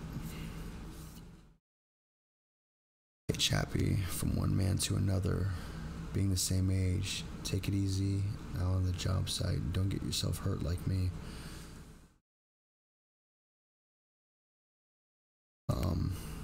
Yeah, I try to be. I mean, I've been doing it for a few years now. This could be used against you someday. Exactly. I mean, I believe everybody should be equal. And, I don't know. Do I like Mortal Kombat? I feel like that could be used against me too. I used to really like Mortal Kombat, but I don't really like fighting games that much anymore. I'm not really a violent kind of guy.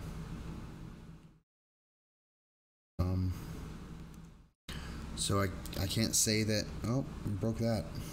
Well, I can't really say that I do anymore. Sorry, bud. Cabana. It's 45 minutes away. That's cool. But I mean, I don't know. I really hope this gets more popular and more people subscribe, and I can get over 1,000 subscribers. So I try to make it nice for everybody in here, you know.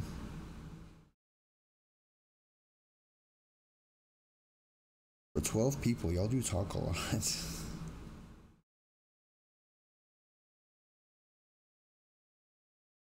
Amy, does it me have any videos? Let's see.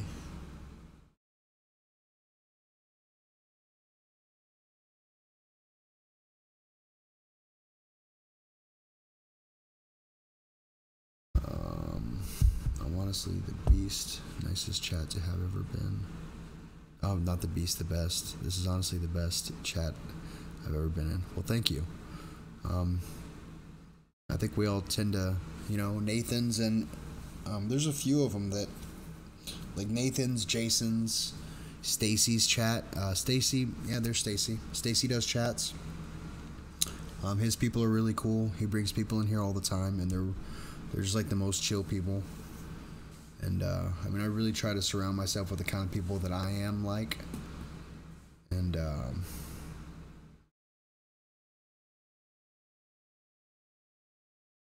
you're pulling in some cool people. Well, thank you. You know. Sorry, I made it weird.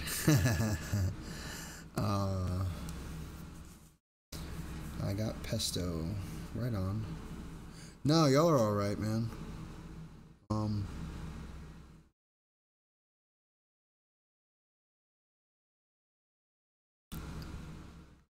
Did my Streamlabs work? What'd you do in Streamlabs? Did you do something? You gonna make me check Streamlabs? What'd you do? Stacy, you better tell me. Crazy. Let me see. I'm trying to behave. I get excited.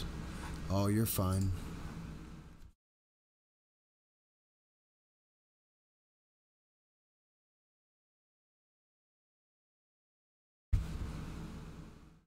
Holy crap. Frickin' Stacy with $5 ding dang dollars. You want another story, buddy? I can do another one.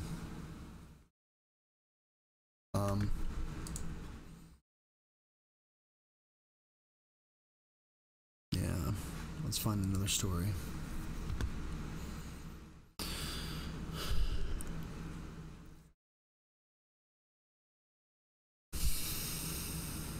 How the hell do I pay you? You don't have to. Oh, you only caught half the last one.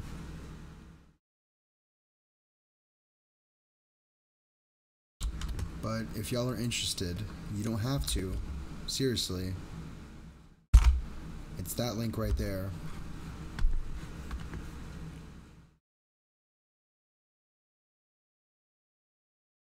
I got like a $9.10 balance. That's funny. Withdraw it. Oh, jeez, I'm not gonna do that. I don't know how to do this. Yeah, if y'all really like it here, tell your friends. Try to get them in here.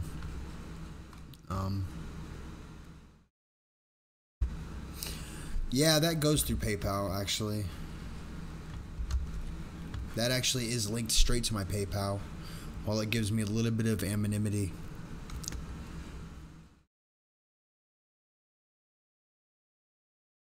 But yeah, totally download the slobs.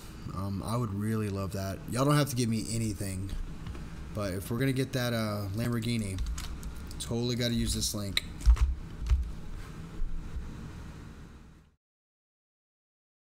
Oh yeah, no worries.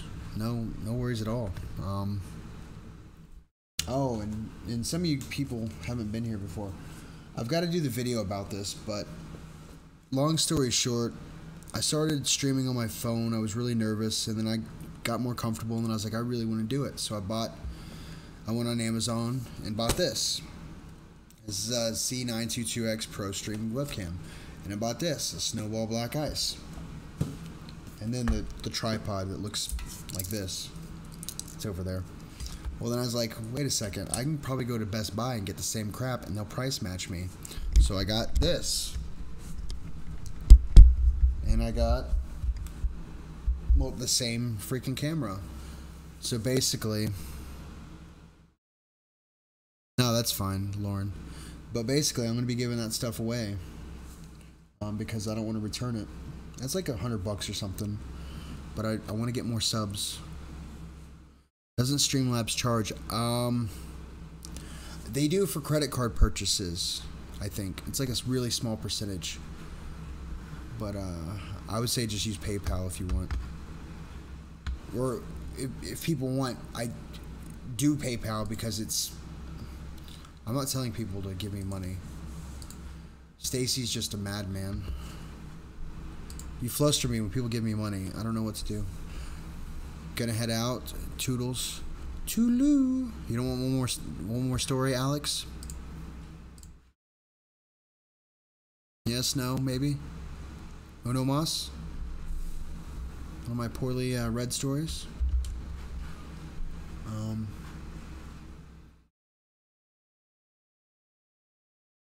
make this one good. Oh, yeah, fair enough.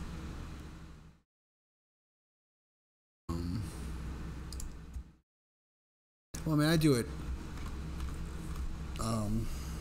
probably because I'm a little bit vain. No, I mean, I really enjoy this. And I miss Nathan's creepy stories. You do. You've been cool in here.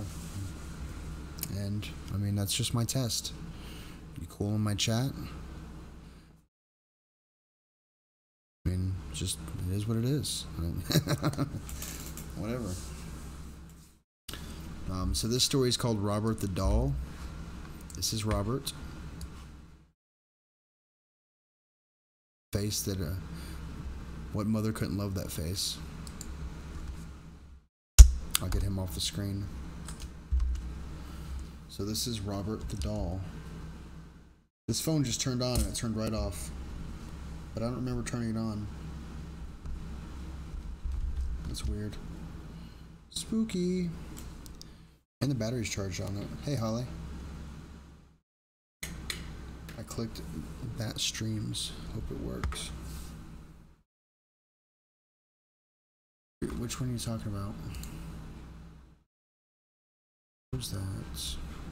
Trying to download my affiliates link? It usually takes like a data update or something. I can see when people click it. I've had like a bunch of clicks, but not so many of the... It only counts when you install it, and I think run it.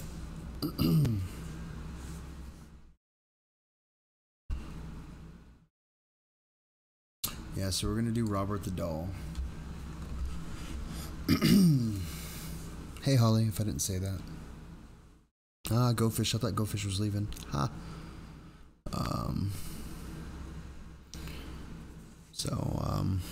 In the late 1800s, Thomas Otto and his family moved to a mansion in the corner of Eaton and Cimeton Street in Key West, Florida, now known as the Artist's House. The Artist House. The Ottos were known to be stern with their servants, sometimes even mistreat them. It was the treatment of one such Haitian servant that proved a twist in this story. This woman was hired to take care of their son, Robert. One day, Miss Otto supposedly witnessed her practicing black magic in their backyard and fired her. Before she left, the woman gave Robert a lifelike doll which stood 3 feet tall, had buttons for eyes, human hair, believed to be Robert's, and was filled with straw. This guy. How does that make you feel? He's gonna chill there for the story. Dolls that resembled children were not unheard of during this time, but this one proved to be special. Robert named the doll after himself, often dressed it in his clothes. Robert, the doll, became his trustworthy companion. He took it with him on a little bug or something. He took it with him on shopping trips into town. The doll had a seat at the dinner table where Robert would sneak bites of food when his parents weren't looking. I've got to look at it, so you've got to look at it. It's right here on my screen, too.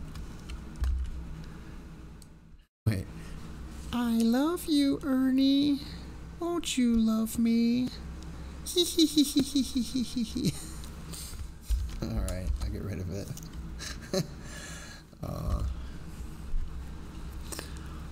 Robert would even be tucked into bed with the boy at night. Soon, his innocent relationship took on a strange nature. Soon after, Robert chose to be referred to by his middle name, Jean. After being scalded by his mother, he told her that Robert was the doll's name, not his. Jean was often heard in his toy room having conversations with Robert. Jean would say something in the childish manner. Responses would be heard in such much lower voices. Sometimes Jean would become very agitated, worrying that the servants and his mother, worrying the servants and his mother. She would on occasion burst in and find her son cowered in the corner, while Robert sat perched in a chair on a bed glaring at him. This was only the beginning.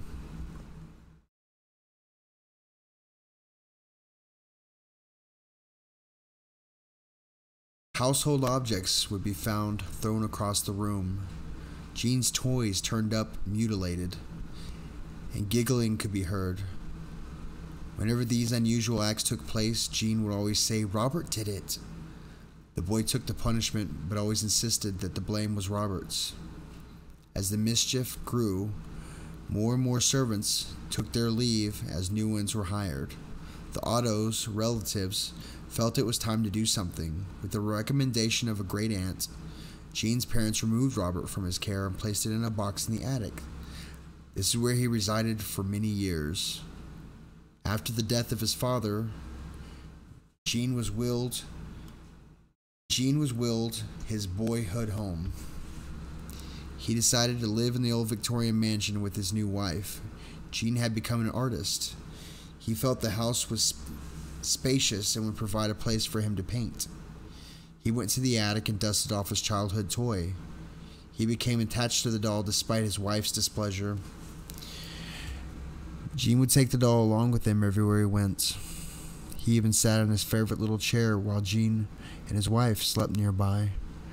The turret room became Robert's domain after Miss Otto moved him back to the attic. Their marriage slowly became sour until Miss Otto supposedly went insane and died for unknown reasons, following Jean soon behind. Robert supposedly attacked people, sometimes locking them in the attic. People who passed by claimed to hear evil laughter coming from the turret room. For some time, Robert remained in the empty house by himself until a new family purchased the mansion and restored it. The doll once moved again to the attic.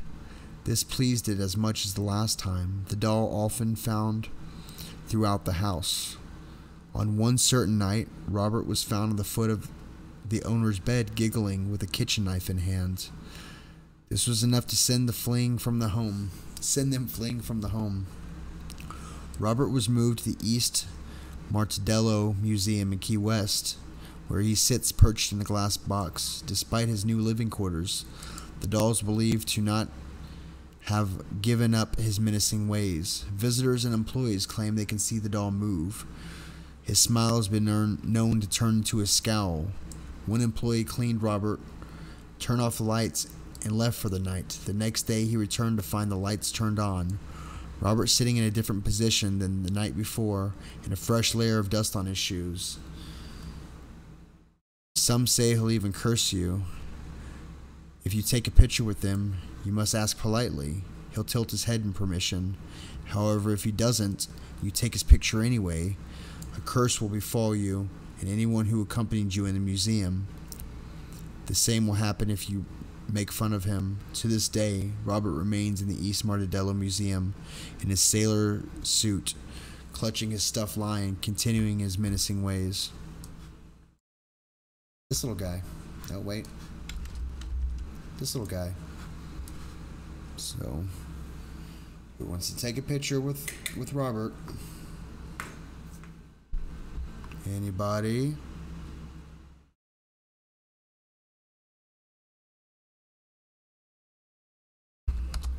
No, it's fine. Excuse me.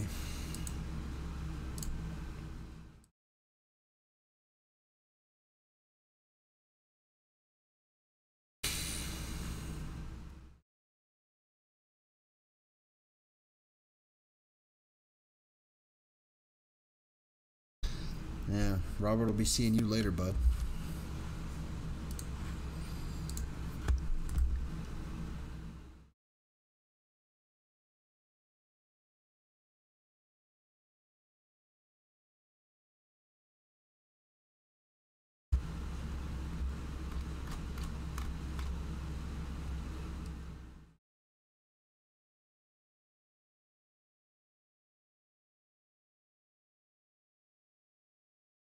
One last story, because you guys are awesome. And then we gotta go to bed. It's almost 11. Fuck. Username 666. The username 666, also known as SM666, on Nico Dugo, is a video pasta by Nan825763. It shows what happens when someone searches the username 666 on YouTube and then refreshes the page a few times. This pasta can actually be created a few This pasta actually created a few rumors, one of which is that the original 666 account contained a virus that changed all the tiles into sixes, the text into sixes.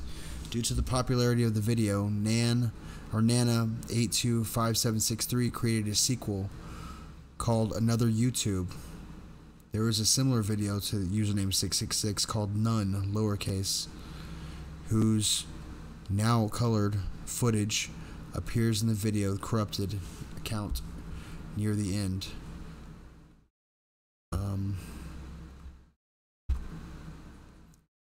Whatever.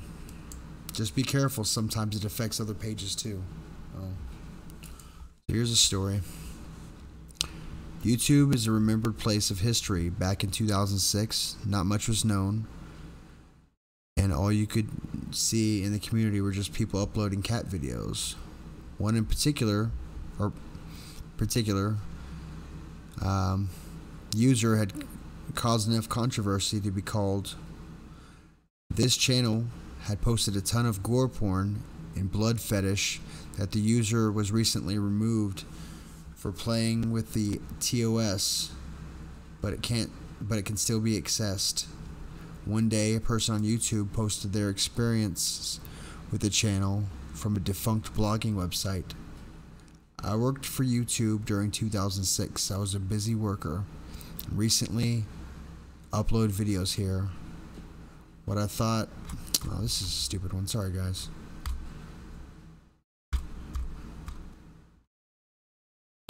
I'm out of stories, I don't know. I'm gonna get me some sleep. Stacy, I love you, bud. Stories it goes, the last story. I know, yeah, I'm done. Me sleepy, so I'm gonna lay in bed for another hour trying to fall asleep, and it'll be midnight, and I'll hate myself in the morning and show up late. Wish I could find my dang sleeping pills. Yeah, I do this pretty much every day at 6 p.m. But when Nathan or Jason do their streams, I don't like to interrupt. But yeah, we'll be doing some more tomorrow. Maybe I can get my little effects thing going. A little computer program. But yeah, no, you people are great. I love you all. And hope y'all tune back in.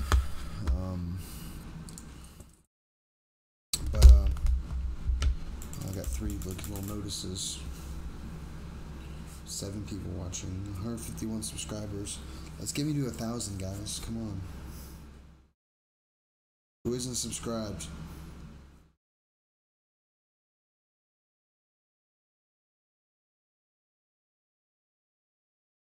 Go ahead and subscribe. I don't know.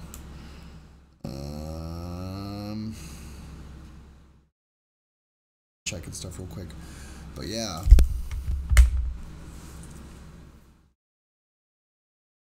Not just saying that. Yeah, 151. We're getting there, guys. We're at almost, oh, real quick, what is it? YouTube Studio. I gotta go to the studio to look at things. Kind of proud of this. There it is. We are almost at, pull up my calculator because it counts in minutes. I've never loaded this calculator before. Peace out, Stacy. Wait for the webpage, duh. Go to my analytics real quick. I'm at 36,000 minutes watched, which is 600 hours with 2.6K views and 140 subscribers, 140 plus subscribers. Oh yeah, I was playing with the camera earlier, so you can see what's under my bed. I don't know. It'll probably be on the tripod tomorrow. But yeah. So I'm gonna go smoke one and keep the chat going for a minute. Let me turn up some music and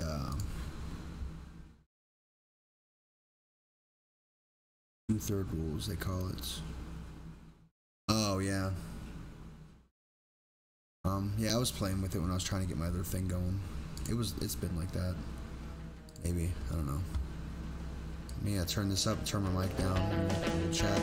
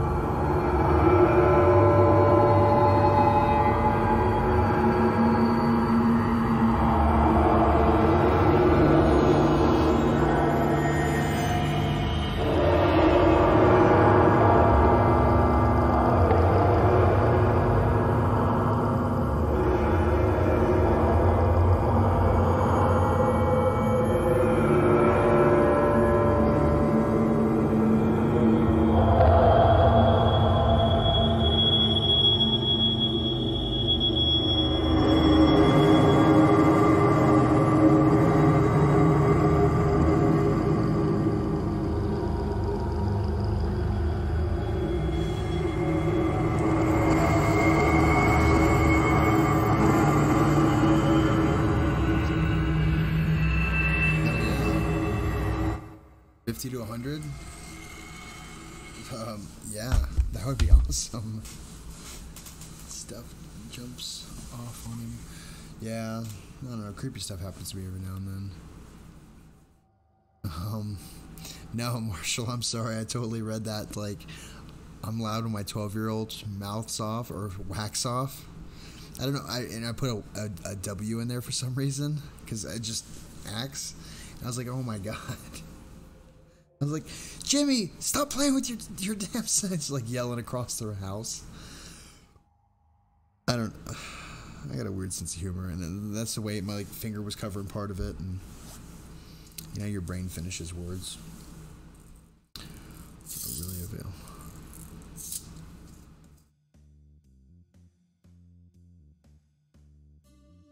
Someone says white wedding amounts.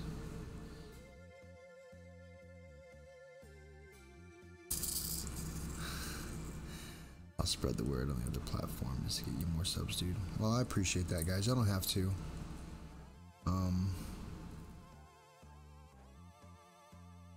What? This is why we like you. And you're funny. I'm something. You're too humble. I guess. I just think it's weird when I get donations and like people compliment me. I don't know how to act. I'm like, gee, thanks. You know what I mean? Like when I was in the service, people would always tell me, oh, thank you for your service. I'm like, it's just a job. I don't know what to... I voted the guy in. I voted GW in. I was in Florida. We were the deciding factor, unfortunately.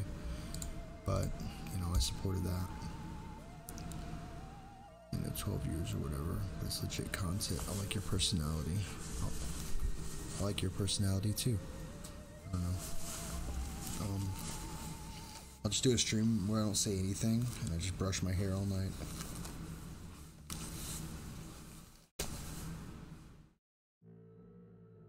My brush looks like a furry creature. You don't know me? That's how I read that. Don't assume you know. Okay, that was right. Don't assume you know me. Did you just call me ma'am? Or it's ma'am. You screw me hard. I'm studying to be a mortician, no joke.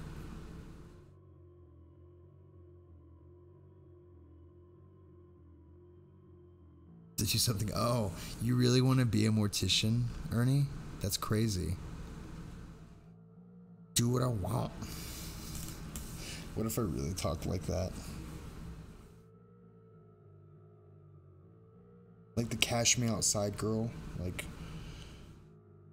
you should never look down on someone unless you're helping them up. Or they're, you know, or they're just terrible people. Because, I don't know, just terrible people, you know, whatever.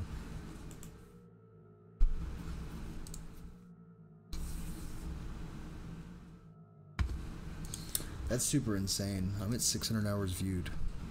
I'm super proud of that. Or if they're 12. Hi, I'm a terrible people, LOL. Get on dad's stream, homie.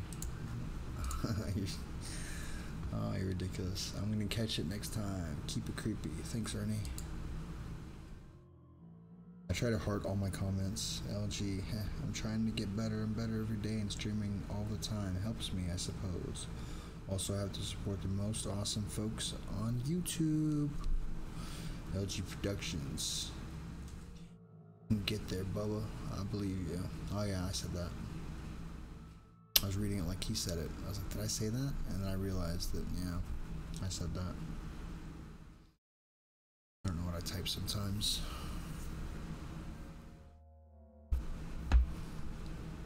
I look down on a lot of people because I'm like 6 foot, 6'1", something like that.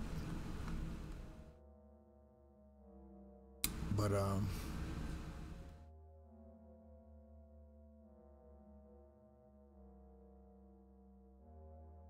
this is what Lavender said 4 days ago. I don't even know what this is what this is applying to. This is on my live stream. She said, "Fuck's sake, I nearly spat my tea out. She looks like a doll I saw in the porn shop. I peed myself laughing at. Chappie, you're hilarious and funny." What did I... This one. I don't know what that was from. That's what Lavender said. I don't know. I'm 5 feet 3 inches. Yeah, I totally look down on you. Not in like a demeaning way. Tell them I sent you if you go. Oh, it's a husband and wife channel from Canada. They're good friends. The channel's name is Pusa Studios, 7 p.m. Monday through Friday. What are you talking about, Stacy?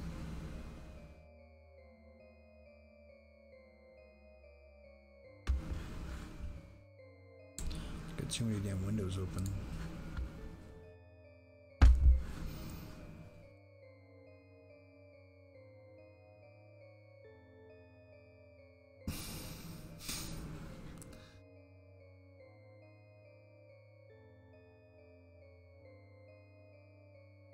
Apology accepted, dingus.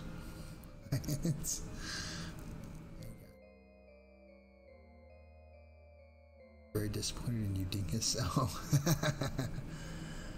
Short people problems. Yeah, I can ride all the rides. Is Tardy still PC?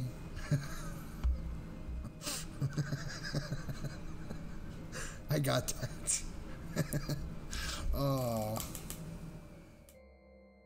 Marshall, why is that? What did Marshall say? Dingus, you must pay for your wrongdoing. Oh. Dingus, you should have been in here earlier. We're about to end the stream, bud. It's like 11 o'clock. Hey, what is this? Hey, Brightside. This is just some people. We're chatting. I was telling some creepy stories and... Oh, wait. Let me get big again.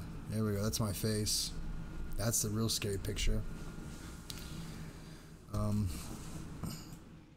I mean, if people stick around and they're cool, I make them mods. But right now, you're outnumbered. Or you're the snowflake. You're the 1 in a million right now. I mean, depending on how you want to look at that. Who am I to judge? She was sinned against the exalted one. Keep yourself. Oh, jeez. Looks like I came to the dark side. No, it's I probably got the best viewers in here. There's like 10, 11 people in here most of the time. Anywhere down to like 4 or 3. But they're always the cool people, and they're real helpful and nice. Saw Nathan started a live stream, so when I went over, we're all gonna meet at his live stream. Oh yeah, Nathan started like as soon as I did, and I'm like, oh, you just saw my moves. Lonely one.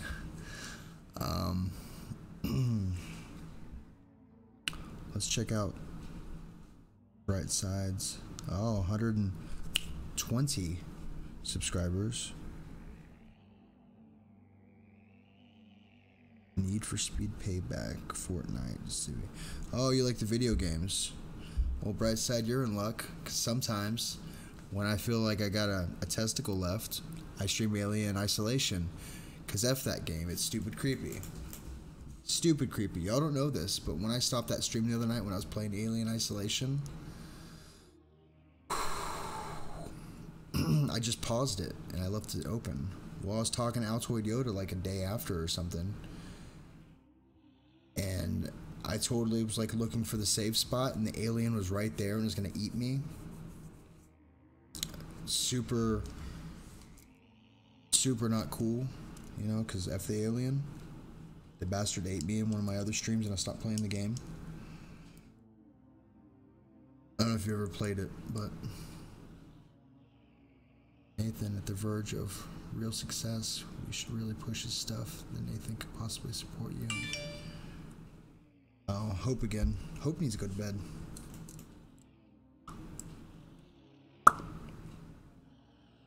What kind of trouble did Hope cause earlier? Do y'all know? Can anybody tell me? Privately, if you want to. I mean, I don't. She's apologizing to me, and I didn't call her out for doing anything wrong. Just her saying something made her puke. Sounds cool. What platform do you use? PC Master Race, bud. Pff, come on. Oh, and I got PSVR too. I play that sometimes.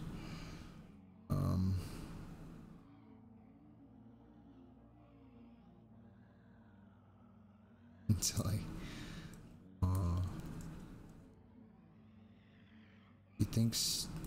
she seems to think I called her out for something. Oh, really? I asked her, she apologized. Like, what trouble are you talking about? And, you know, for what? She's a really sweet girl. She means well. Make it happen, Bubba. Make what happen? What's going on? Did I say something? I seen it earlier. Yeah, I don't know what I did.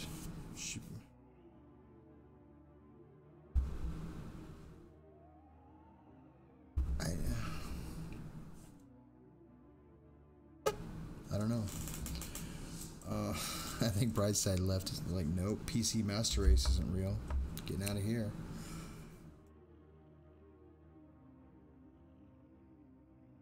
I like Hope, but I worry. No, she's real sweet. Yeah, I don't know, you know?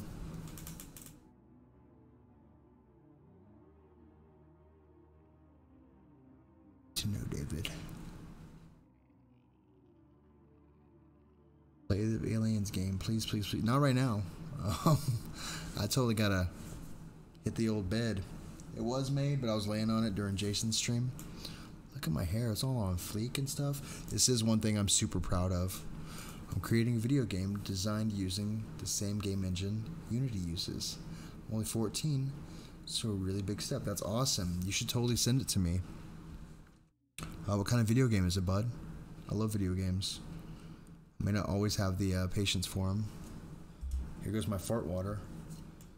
You guys don't know, it's like, this is sparkling water. It's like Black Cherry walked by the can and farted in it and then closed it. Because it smells like black cherry, but it does not taste like black cherry.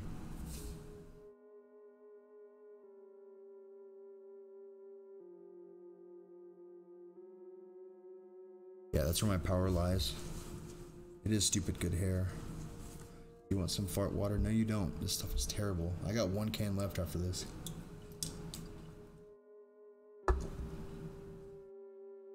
Delicious. I need to drink some smart water to never cut it. Well, I have to. Eventually, when it gets long enough, I want to donate it. That's the only reason I really grow it.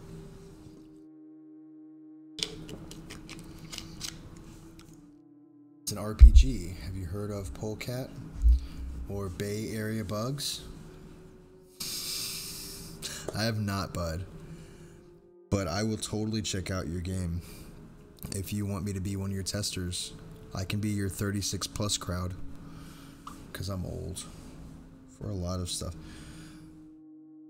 Women, if a guy asks you what's wrong or what he did, please be honest to him, because we're idiots. We're big dumb idiots.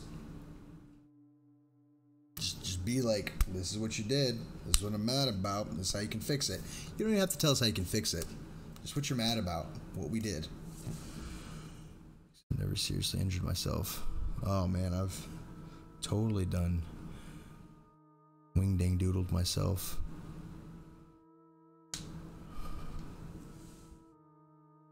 Okay, so you play GTA 5 on RP. One side is the cops and one side is the sinners. Oh yeah.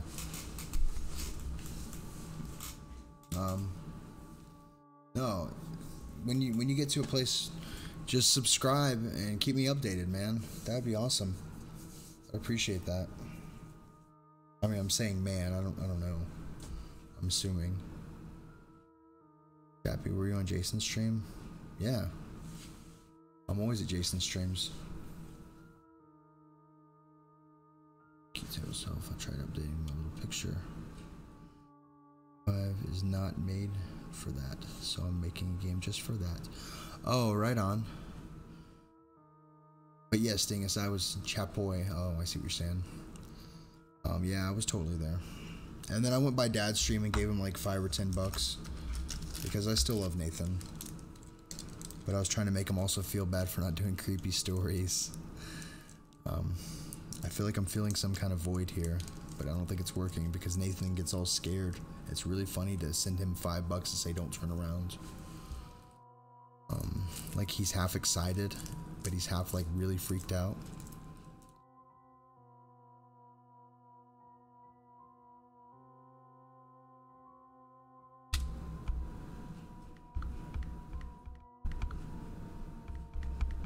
I'm gonna text her. I don't know what happened. Did I say something? You guys send me money back and you guys just send money back and forth. Who, Nathan? No. I think I've sent him a lot of money. Like a stupid amount of money.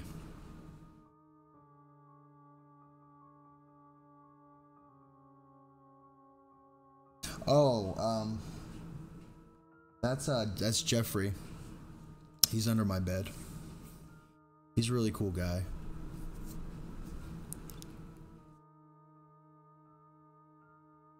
You just want to work and you can't. I hate that.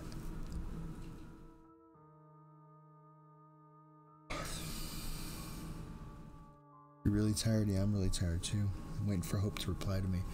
But, my name is Jeff, LOL. I bet it is. Okay, I was worried for a second there. No, I don't have any animals.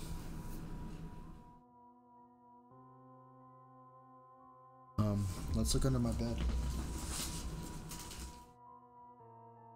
I might die on the stream, so let's see.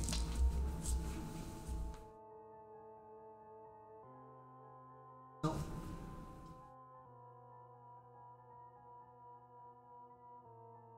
Oh.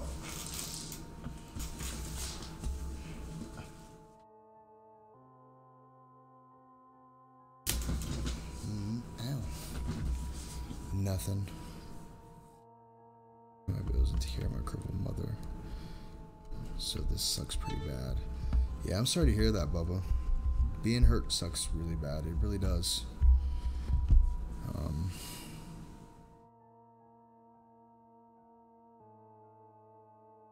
Yeah, I am pretty tired. I'm gonna go to bed.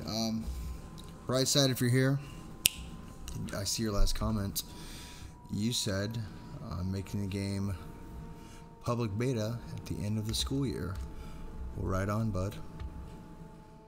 This has been up to an elaborate multi-$1,000 production when Chappie gets pulled under the bed and eviscerated. Yeah, I would totally get all the views. You're like, oh my god, I gotta share this. But yeah. Everybody tell Miss Piggy goodnight. She sees you. Just like that. I love that. Just right there. Quick card swipe. What are you talking about? Stacy freaks me out when he says stuff like that. I don't know what that means.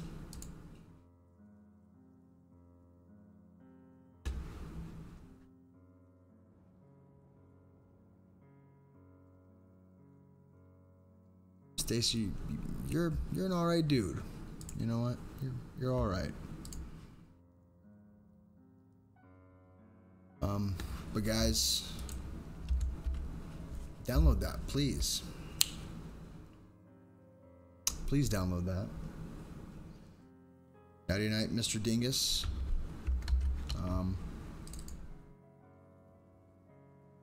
London, Tyler, James, Ren. Ooh.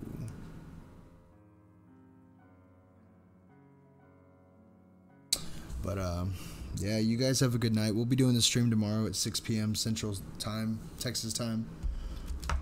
Like the only time. And I was just saying, it's 6 p.m. Central Standard Time. I'm in Texas. How do you know my name? I know all. I'm from Dallas. Oh, right on, bud. I used to live in Prosper and McKinney, and then Whitewright. I'm in Odessa now. I keep burping that stupid sparkling fart water. It's making me burp. But yeah, 6 p.m. your time. If no one's streaming. And if they are, it'll be shortly after they're done streaming. But I don't think anybody will be streaming tomorrow. Better not be. But yeah, we just read creepy stories and play video games every now and then. You know, dude stuff. There's some chicks in here, but you know, they're cool. Whatever. Get some LaCroix. No. Probably not. This will be my only foray into sparkling water.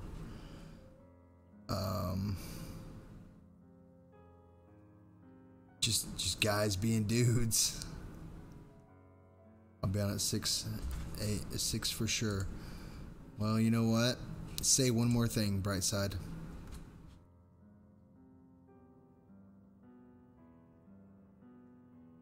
If Brightside's still here, I don't know. Let's see, I'll do it. Talk about. I like my Dr. Pepper too much.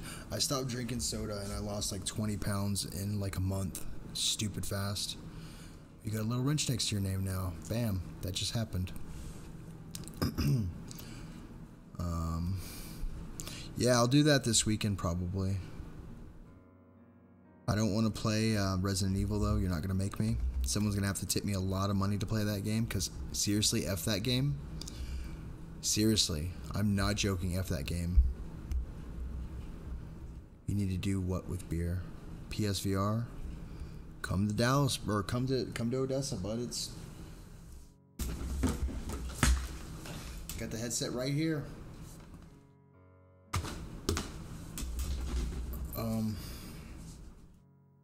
But yeah, play Outlast. Maybe. Stop drinking it and lose weight. Oh yeah. Oh. You do that with beer. Oh, I see what you're saying. But PSVR 2, yeah. It's weird when you're talking because there's like a little bit of a delay, and then you think you're talking about something, and then you gotta that.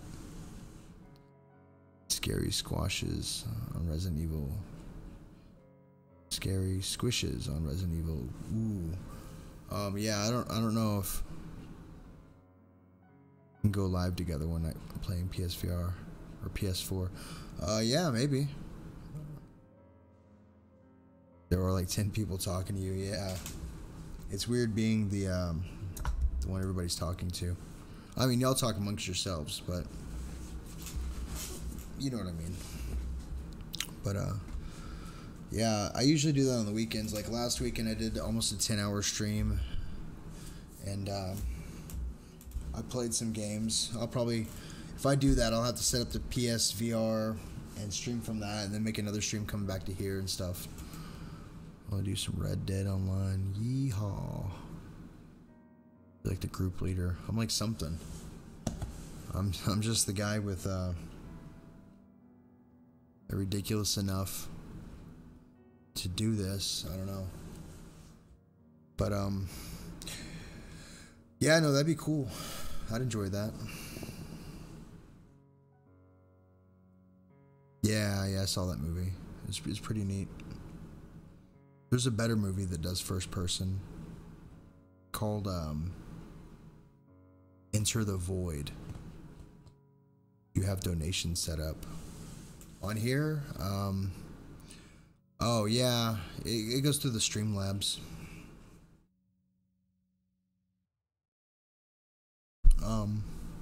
But I don't have enough subscribers for Super Chat for YouTube to take all my money.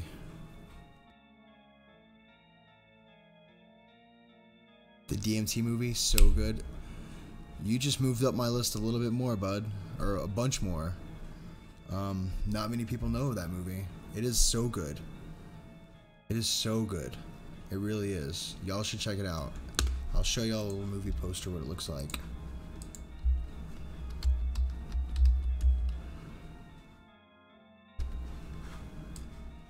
This could not possibly be the cool. There's no way it could possibly be a cooler freaking movie poster than that. That's I love those colors. It's on not Netflix. It's on something right now. Is it on Netflix?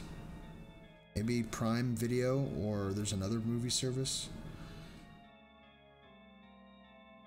I don't know. I had it on one of the movie services. DMT, dimethyltryptamine.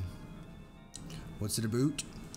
I don't really want to give the movie away, but it's it basically covers the Book of the Dead. If you know anything about, I want to say it's Hindus or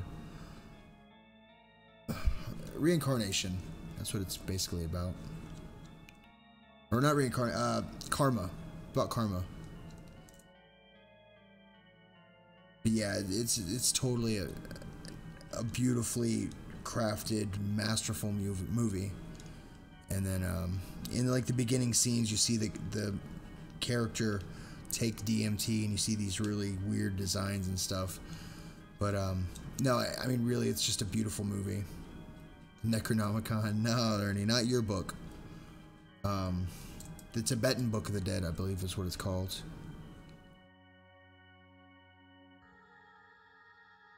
Have an impact. Not the Evil Dead, Ernie, jeez. Oh, I love Evil Dead. But those zombies with the white eyes really freak me out, man. You're supposed to have some color in there. MySpace.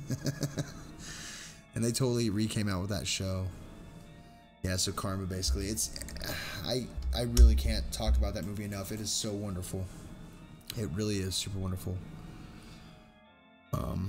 No, the show was really good too.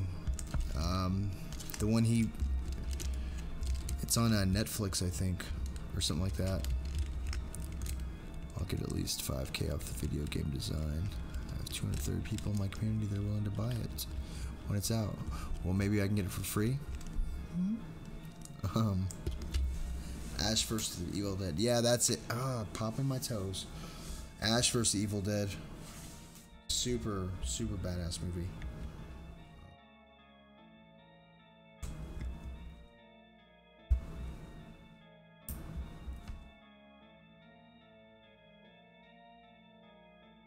Yeah, it's one of those cult classics, though.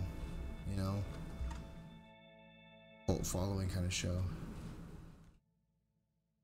Close friends. Right on, man.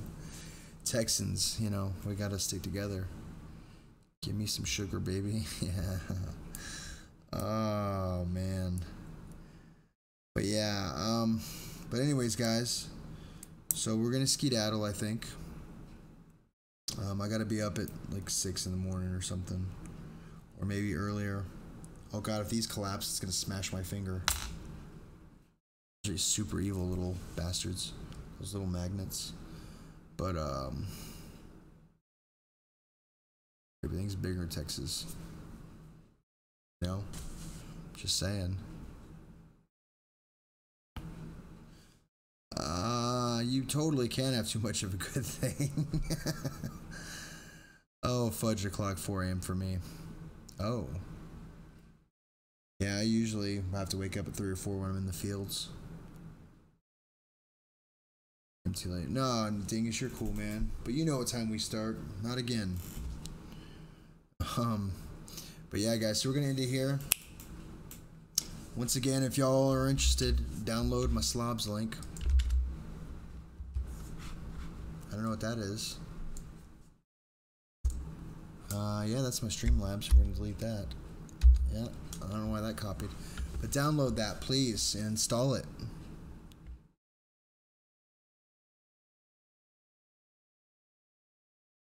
Recognized by Sony when I make #1 for TSA.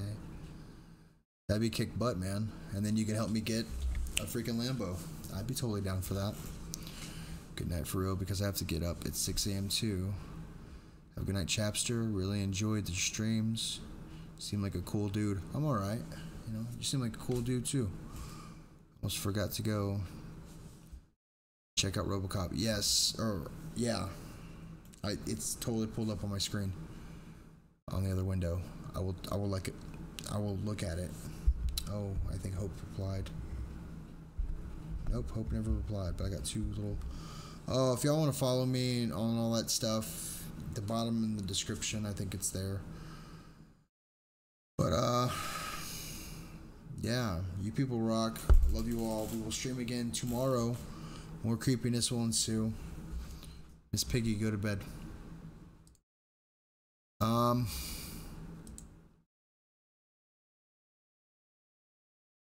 Okay.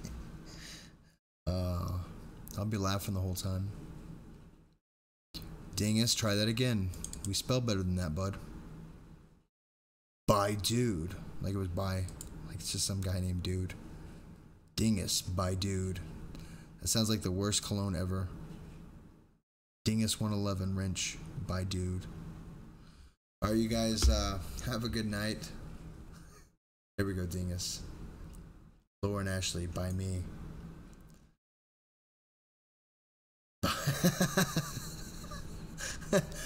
Oh, you're stupid. Well, alright, guys. Love you all. Thanks for coming. We'll do this again tomorrow. Maybe I'll find my sleeping pills tomorrow. And we're at 3 hours, like normal. Oh yeah, I don't do half-fast streams. Oh, these. Where's it at? There's my ticker's up there. I see it. It's. Well, y'all don't. That's weird. I'm pointing up. But it's there on my screen. What does down up mean? Whatever. Y'all be good. Stop making fun of me. Oh, sorry, I can't help it. But bye maybe. Not me. This hair is for the ladies. I love when chicks play with my hair. But don't get me off on another tangent. I'll just keep talking.